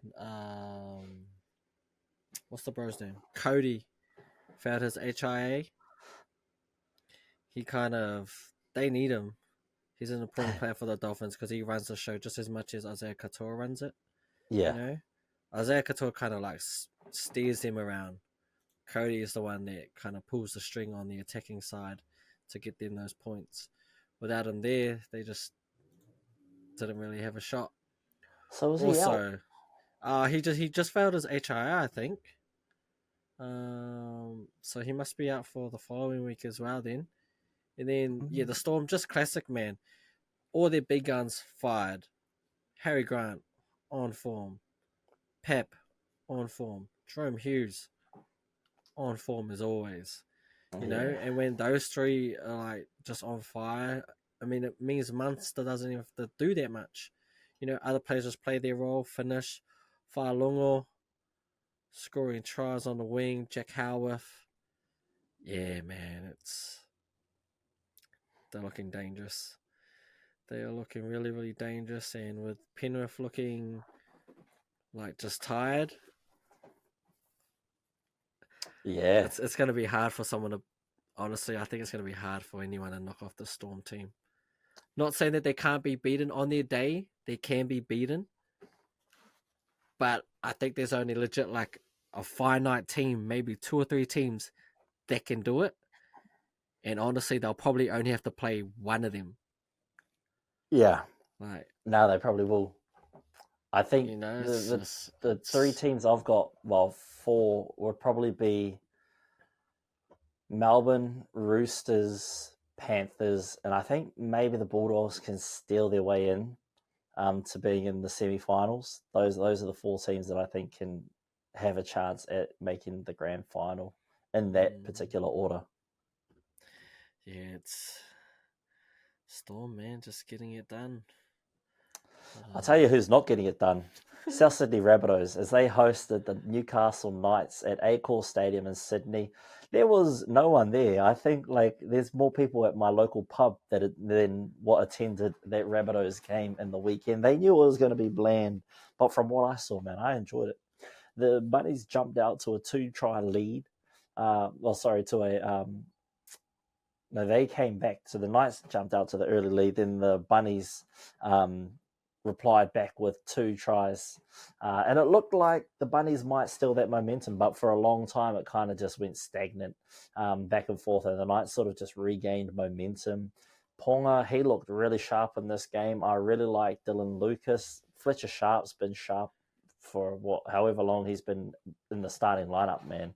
He is the goods. And, him playing this well makes me confident in my decisions in the MyGM mode for my Knights rebuild. I'm confident in Fletch. But no, it was nice to see Kalen Ponga actually get integrated for once. I think we talked about it on the podcast last Tuesday, Sam and I. We talked about how Ponga would set himself up on that left side and the Knights would sort of look and go the other way in spite of Ponga being set up. But in this game, he integrated himself almost perfectly, and these are the results you get. However, like we said at the start of the season, I know it's kind of like a sit on the fence thing, but we did say earlier on, they kind of have to force Kalen into the game sometimes just to be competitive. Whereas when he wasn't on the team, they kind of found a way to flow, and Bradman Best found a way to shine. And for me, he was, for the better part of his season, one of the best centers in the comp, I thought. Yeah, and I was always concerned about how him and Ponga were going to sort of, because like we talk about in basketball, there's only one basketball. You can't have too many superstars on the team. There's only one ball. Not everyone's going to get all their shots up. So we were kind of wondering, how's this going to work now with Ponga needing X amount of touches, with Best needing X amount of touches. And, Best, he can sort of make things happen off of minimal touches. He can make the best out of any scenario. But yeah, the Bunnies, man.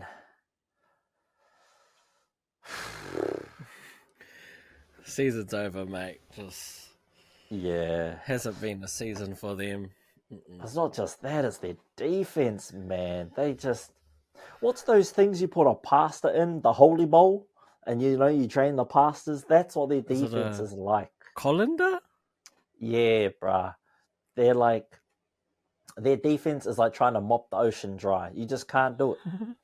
It's just pointless. You know what I'm saying? It's just, they're out there making up numbers. And to be honest, if the Bunnies didn't have a rip and a roar midway through the season, they could be in a 3-way chase for that wooden spoon. In all honesty, that's the way they're performing right now.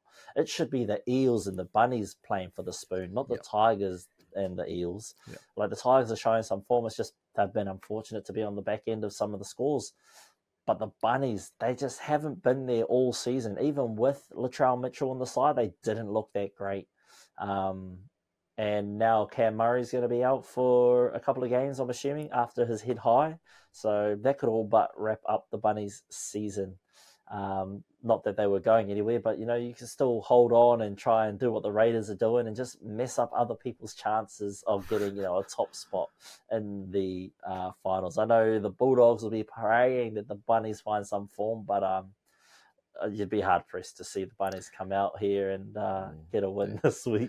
They're going to get smoked. Bro, I didn't even realise that Tyron Munro played the game. Yeah, man. Yeah. He's the winger I've been raving about, as you well and truly know. Yeah. Wasn't a memorable performance from him. He was there. He made a couple of plays, but nothing really ecstatic. I think because he was on Gagai's edge, Danes. Oh, he's too classy. Yeah, and He's too good. Dane had a game.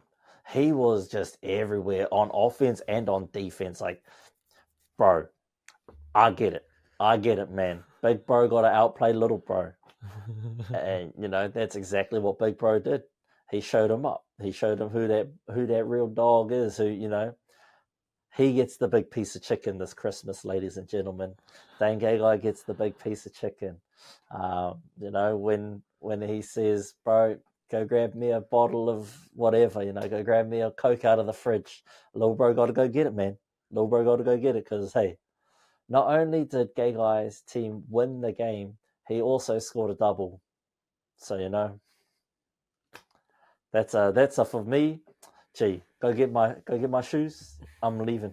Go get my this, go get my that. At Christmas when we're having our family get together, I call the shots and you go do what I ask. He's still got it, eh? Yeah, Gagai. man. He's just class, man. Not surprised, of course, he's going to do this against his former team. Like give them a reminder about, hey, remember when I used to play with you guys? Yep. But man, he's I was still so got it. gutted when the Broncos let him go, eh? That was the dumbest decision we've made. He was with We you could as have kept well. him. Yeah, he Wow. started with us, I'm pretty sure. I know he was with us earlier on. Yeah. Back when we had Yao Yi and that, we had Gagai. Oh, yeah. Wow. Yeah. I think he left when Bennett left to the Knights. Makes sense. That makes sense. Yeah. Yeah, I mean, I'm like you. I never watched this game. I just watched the highlights and seen looked like Ponga had a game. So yeah, He was I mean just the everywhere running the Rabbitohs. ball, eh? He looked comfortable running that Yeah, ball. it's you use the basketball analogy, about like there's only one ball and they feel like they have to force feed him, but I wouldn't even say like you have to force feed him. Like he's Kalen fucking Ponga. Like get him the ball. Like, how many times does he have to show you when he has the ball? Like, shit happens. So I don't know why, if he's stacked on I think I might have said it in a podcast before, another one. He's one of the best players on a short side. Yeah, Like, fucking give him the ball. Like, if it's 4-on-4, give it to him. He's he showing doesn't time and need time space. again, like, He makes space. like he's done it over and over. So I just don't get when he's your best player, and he's your best player by far. Like, Bradman Best is a good player as well. Like, he's up there.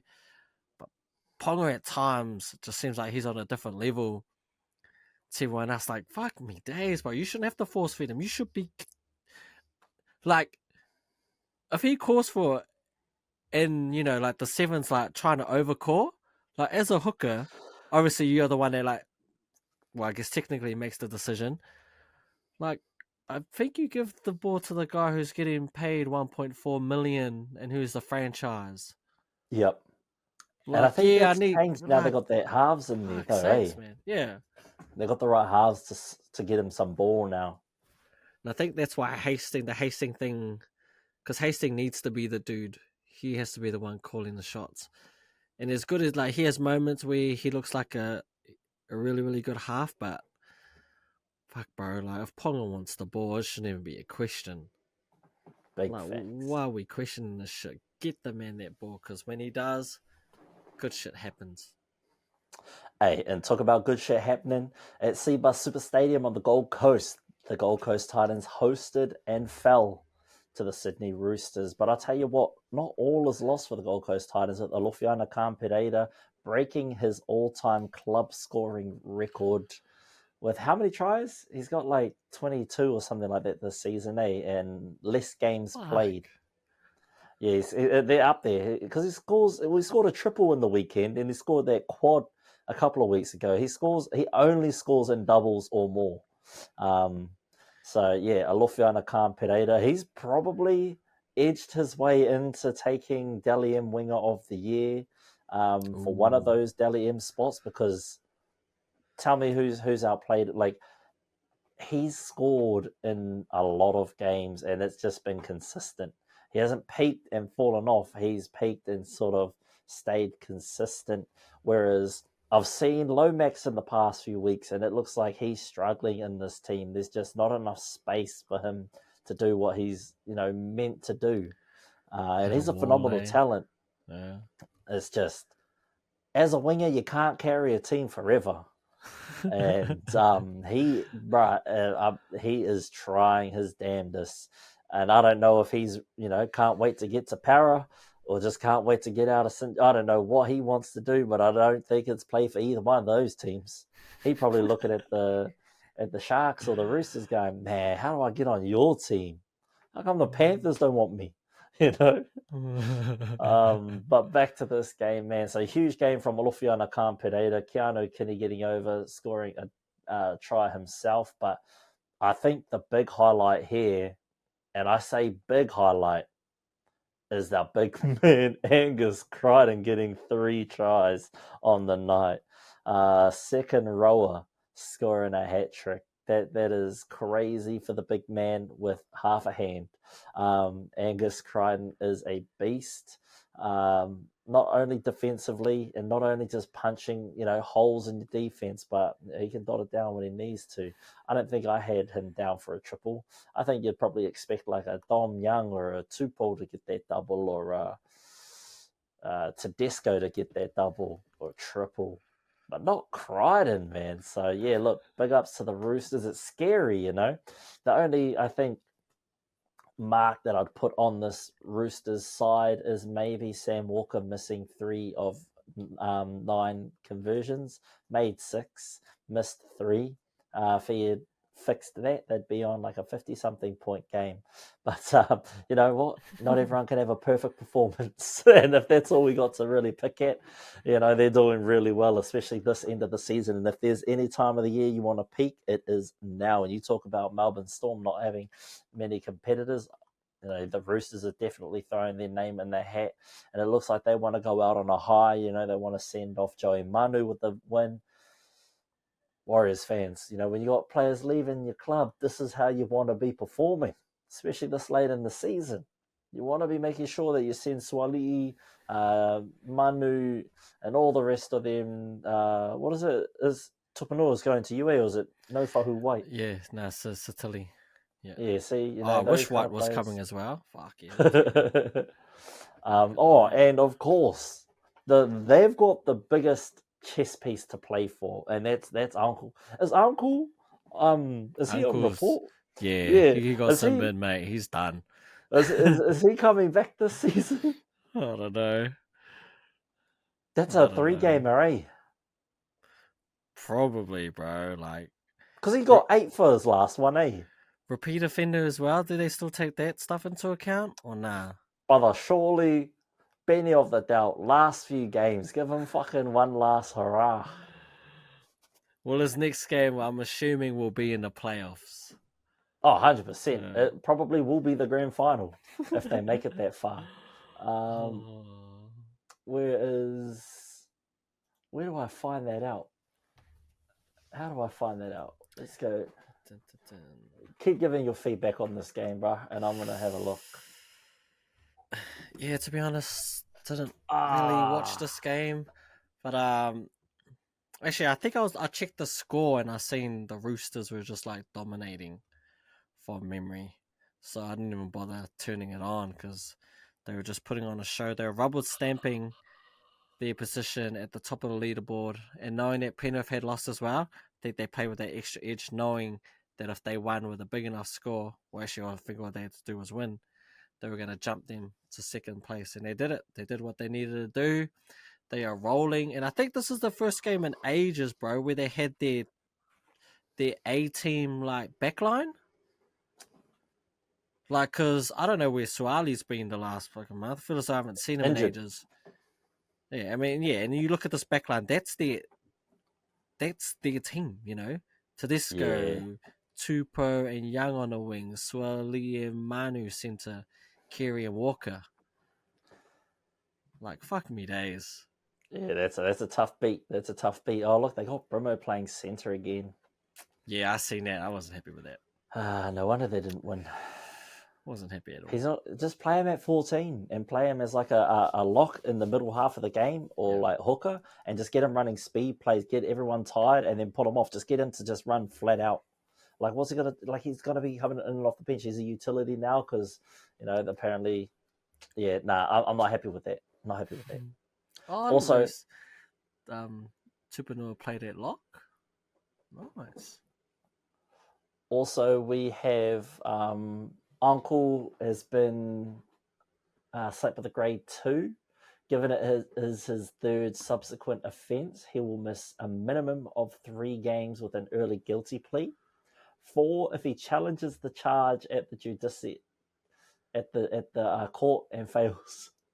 So that means if he just calls it now and just 1, 2, just 3. yeah, so he comes back in the semis, so he'll miss the first round of the playoffs. Yeah. Well, But luckily they got perfect. a life, right? I mean, they got a life anyway, so. And look, not saying he doesn't matter, but they've got other props that can fill in that spot. It's not like they're thin at the prop.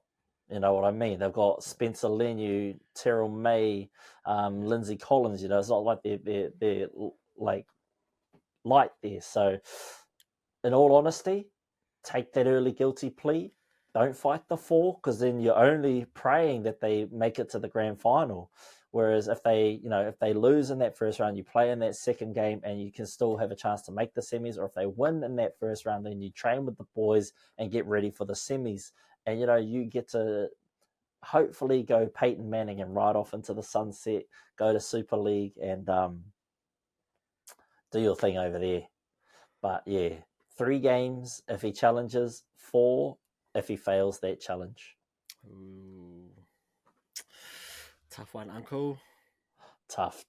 But I guess what is tough is that Dragons curse, win 1, lose 1. And that's been going on for a fair while now.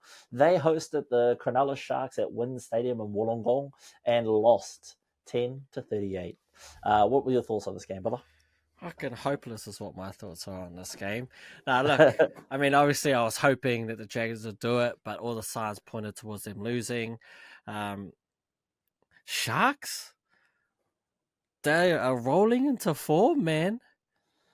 And they are looking low-key dangerous. Like, if you look at the top 4 as it stands, right, you got Melbourne, who kind of seem like they're on another level, smoking everyone. Roosters are finding form and putting fucking teams to the sword. The Sharks team, they're low-key doing the same. Like, those 3 are ascending. It's like the one that's dropping is Penrith. Which is, you would think that now's the time that they'll be turning it up and they'll be going up as well. But, bro, super impressed with the Sharks team. I kind of ripped them off when Nicholas Hines, got injured. But honestly, Trindle, he's good. I feel as though they've been doing it as a collective. And, man, they're buying into whatever Craig Fitzgibbon's got them, whatever he's selling, because they're low-key been on a tear lately, and they are a scary team. I always had them as like a front-runner team. Like, they're a team that if they get an early start on you, they can fucking put you away. They go with the momentum, eh? Yeah, they're one of the, I think every team's real good with momentum, but that one team in particular, they can just roll you. Like, when they are firing on all cylinders, there's not many teams that can match them. And then I'm even including like the Storm and Panthers in it. Like, that's how good they are. But yeah, I have to give it, man. Give it to the Sharks. The Dragons, I mean, what can we say, right? They were pretty much destined to lose, weren't they? I feel as though at this point, they've gone too many win-loss to ever think that they had a chance at that game. Yeah. I mean, if there's any time to turn your season around and, prove to the haters that you are a legit threat, that would have been the game. That would have been the game to say, we are the Dragons, hear me roar. Instead, you got slain by the Sharks. And, great news for the Sharks, because round 26, you are due to have Ronaldo Mulitalo return, Sione Katoa return, and the one and only Nicholas Hines is due to return to this lineup. Now, here's my question I pose to you. Do you play Nico, or do you give him one more week, or do you try to get him into the squad now, get a feel for it, win or lose this weekend, it's kind of just a feel-out game for Nico, get his rhythm back, and then because it's been a long time since he got dropped from that game 1 Origin, and he went into that bit of a slump. Hopefully that's behind him. Do we get him over the get him through the yips now, or do we sort of wait until next week when it's a squash match and pray for the best? I think he just needs game time, eh? So bring him in when you can, because you don't want his first game to be in the finals. Even though it looks like they'll lock up a top 4 position and have a life, you want him to have a couple of games leading into it, so that when it does come playoffs time, he's hitting the ground running. And this is what I want to say about this game, though. It's going to be a little bit difficult going up against this Warriors team just because of the controversy from last weekend. Refs are going to be extra vigilant not to call some BS, and I feel like the referee will be a lot one-sided towards the Warriors. So I think for Sharks to win, they're going to have to win convincingly, and for once the Warriors might have their ref in the pocket. But I think, all those key players coming back, they match up quite well, I think. And with the injuries to the Warriors, the Warriors don't have a lot of depth at the moment because they have a lot of injuries in their team. Tohu's out, Tomato Martin's out now, Rogers out now, Pompey's out. Who else was their centres? Rocco Berry's still injured. Yeah. I think Ali Leatu is injured as well. So, you've got critical pieces missing when you need them the most. And I don't think they can quite get over the hump. And, look what they did to the Dragons. And the Dragons aren't a team full of slouches. They've shown us that they can compete. It was just tough this weekend. The ball wasn't falling their way. A lot of errors, even from our boy, Lomax. Seen a lot of errors from the bro. And, like you said, against a team that really do well with momentum, it's an uphill battle. I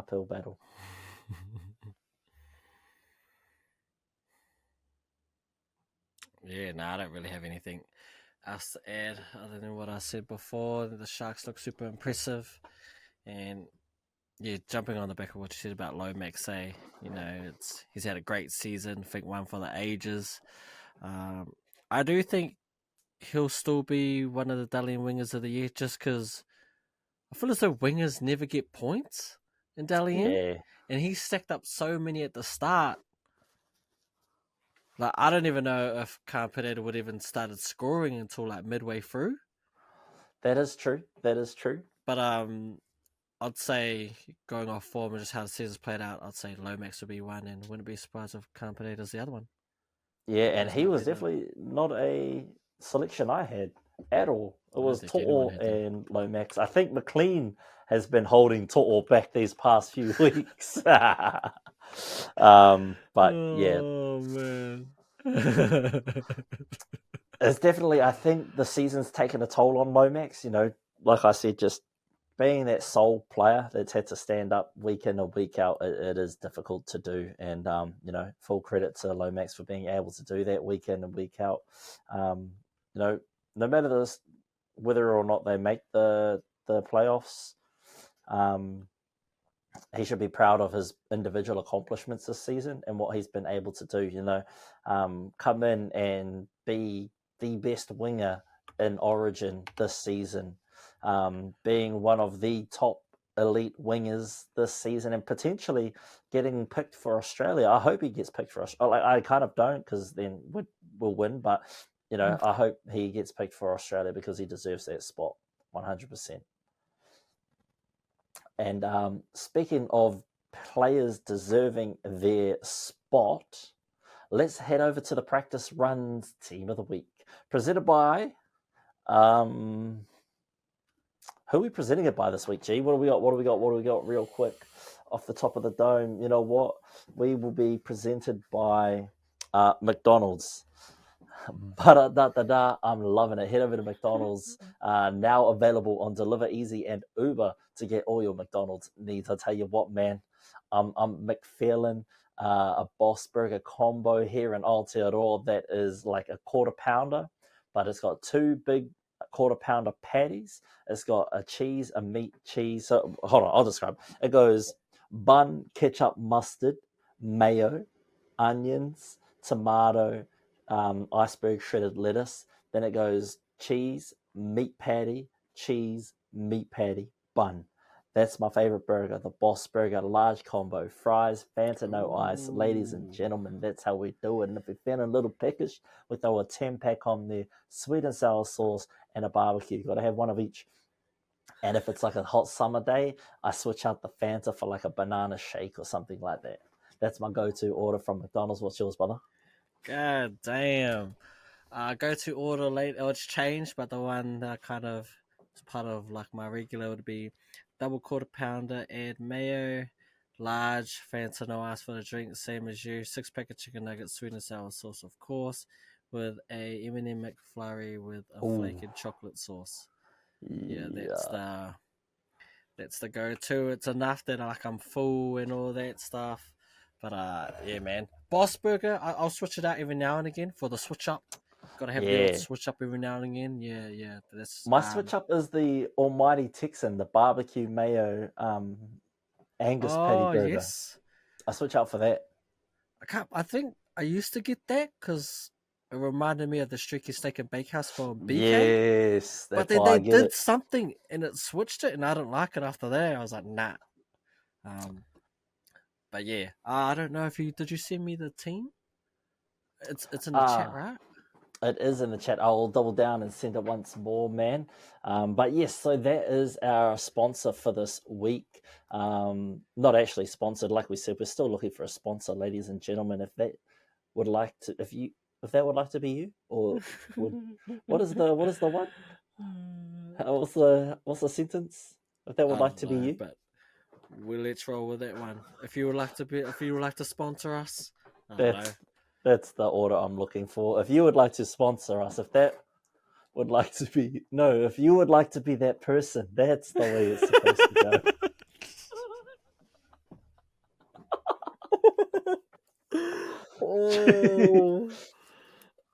Sam missed a good one today, man. Sam missed a good one.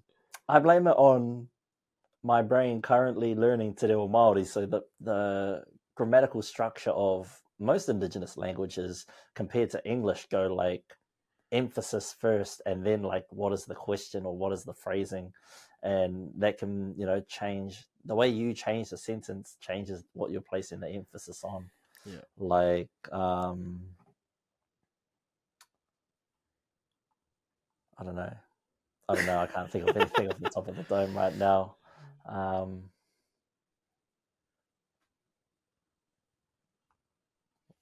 Yeah, anyway, it is what it is. Yeah, it's too late in the evening to try and think of something.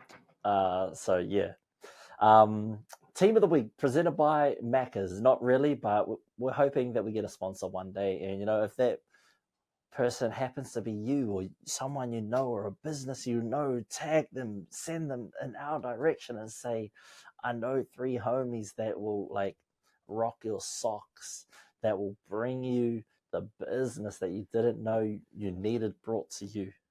And we can do that. We can have you presenting the team of the week. We can have you bring in the biggest hits. So next year we're going to have a biggest hits section where we just showcase some of the biggest hits from the week and we just vote on them. Bring in a power ranking. So let's get into it. You want to do the backs and I'll do the forwards. Yeah. That includes the halves. Yeah. I can kick us off with this week's team of the week. At fullback, we have Tom Trbojevic with his 3-try scoring spree and a losing effort against West Tigers. Your wingers is Xavier Savage and Alofiana Khan-Pereira. Both of them will Savage with a double, including the game winner. Khan-Pereira just continues his score-trying prowess with another hat-trick on the weekend. Your centres is Dan Gagai, the man who's just timeless and classic. He's just good to go, I feel. Once again, we go back and you chuck him into Queensland top, he goes to another level. He was partnered with Jack Howarth, our boy, our Māori boy, who's starting to come through. We've finally seen the potential that he's been showing for many years. And your halves for this week is Lachlan Galvin, who should be the Rookie of the Year, but unfortunately will not be. He is partnered up with potentially the Dally M winner, or one of the favourites to win it. He's been sin-bin too. He's been sent off and suspended. Has he? Yeah, I can't remember what round. We were talking about it, me and Sam. It's in one of the 30 messages you ignored. Oh. Well, shit. The guy who should win it, but won't win it, Jerome Hughes. Bullshit. Yeah, so it's probably going to Tedesco. I did not know that. So kick it off in our forward pack. We have Joseph Tapine, who played a great part in that Raiders beating the Panthers. And then his prop pairing is Harry Hines. And talking about another Harry Grant is your hooker in this week's Team of the Week. Our second rowers look like Samuel Fainu and the nine-fingered Angus Crichton. And making his triumphant return to the Team of the Week. And, what better way to finish off the season the way you started it?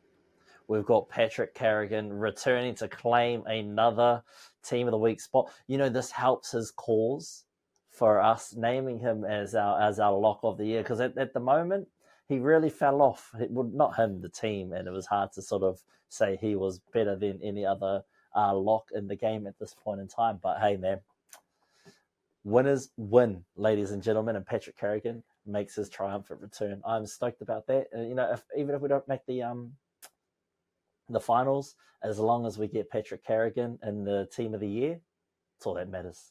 That's all that matters. Now, heading over to the practice runs power rankings presented to you by 99 Dreams, inspiring others to chase their dreams. If you're looking for some of these dope hats, hoodies, or baseball jerseys, head over to 99dreams.co.nz. Check out our wares, support the Kaupapa, support the channel, because if you purchase anything over there, it just keeps the lights on, really. Helps to cover our podcast fees and whatnot. That's all, ladies and gentlemen. But whether or not you go over and support doesn't really matter. We still bring the bangers twice a week, 3 times if you're lucky. No, it's never actually going to be 3 times. That was a lie. But you know what I mean, man. Two times is enough, right? 2 times is a heaps. You get us on Tuesday, you get us on Thursday, a bit of a break over the weekend. Watch the footy if you miss us. And then we jump back in on a Tuesday and Thursday. I know Sam, he has some plans for the off season. So we'll see what we can come up with. But like I said, if you want to support the Kaupapa, head over to 99dreams.co.nz. And if you don't, just continue listening. That's all we need, really. We don't need your money. Just listen to the show. Share, like, comment, subscribe. Share it with your friends, man. Share it with your family. Watch us, just have us on the background of like a commute to and from work, or while you guys are cooking dinner. That's all we need. That's all we need, Etepano. But let's dive into the power rankings.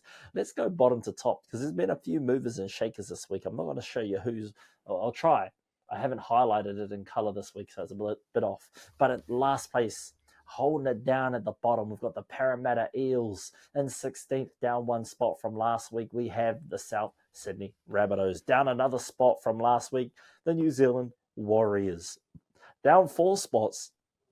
We have the Gold Coast Titans up 3 spots.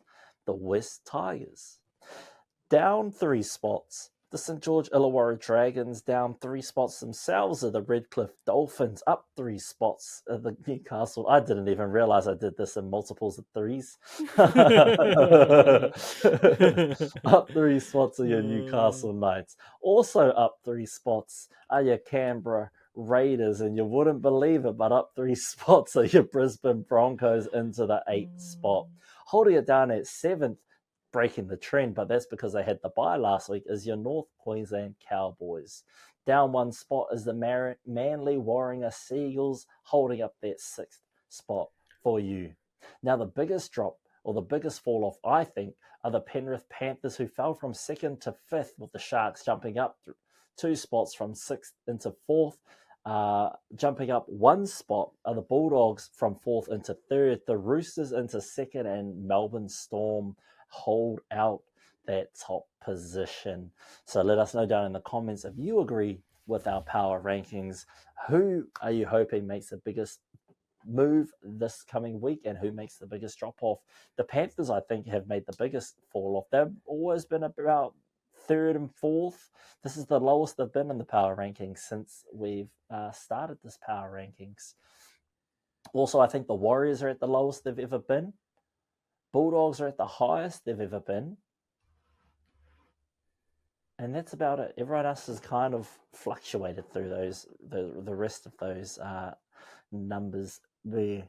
But that's all we've got for this episode, ladies and gentlemen. I'm about to sign off and I'm going to throw it over to two. But before I do, don't forget, head over to 99dreams.co.nz if you want to support us at all and want to rip a hat just like we do. Ladies and gentlemen, come on through. You got to do what you got to do. Like, comment, subscribe, hit the bell notification, and don't forget to share it with your friends, your dog, your cats, your goldfish, your mum, your dad, your auntie, your uncle, your friends, your work colleagues, anyone you see on the street. When those random people come up to you and say, hey man, what are you listening to? Tell them you're listening to the practice run on Spotify or Apple Podcasts, because you heard it here first, ladies and gentlemen. This is your frontline pass of the Heart of Sports session. I'm going to throw it over to two to round it out.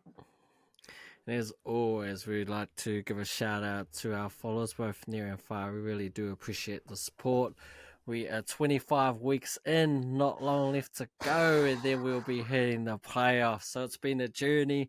Journey is, it's been a long one. Tonight felt like kind of a throwback, just like me and you again. It feels a little bit weird, but no doubt Sam will be back, hopefully, when he's feeling better.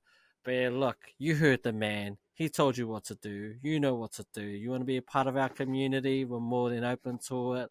Please come through. Let us know your voices. I heard there were a couple people not happy with me on Thursday. Hey, it is what it is. I'm here for it. If you want to come on and voice your opinion, you're more than welcome to.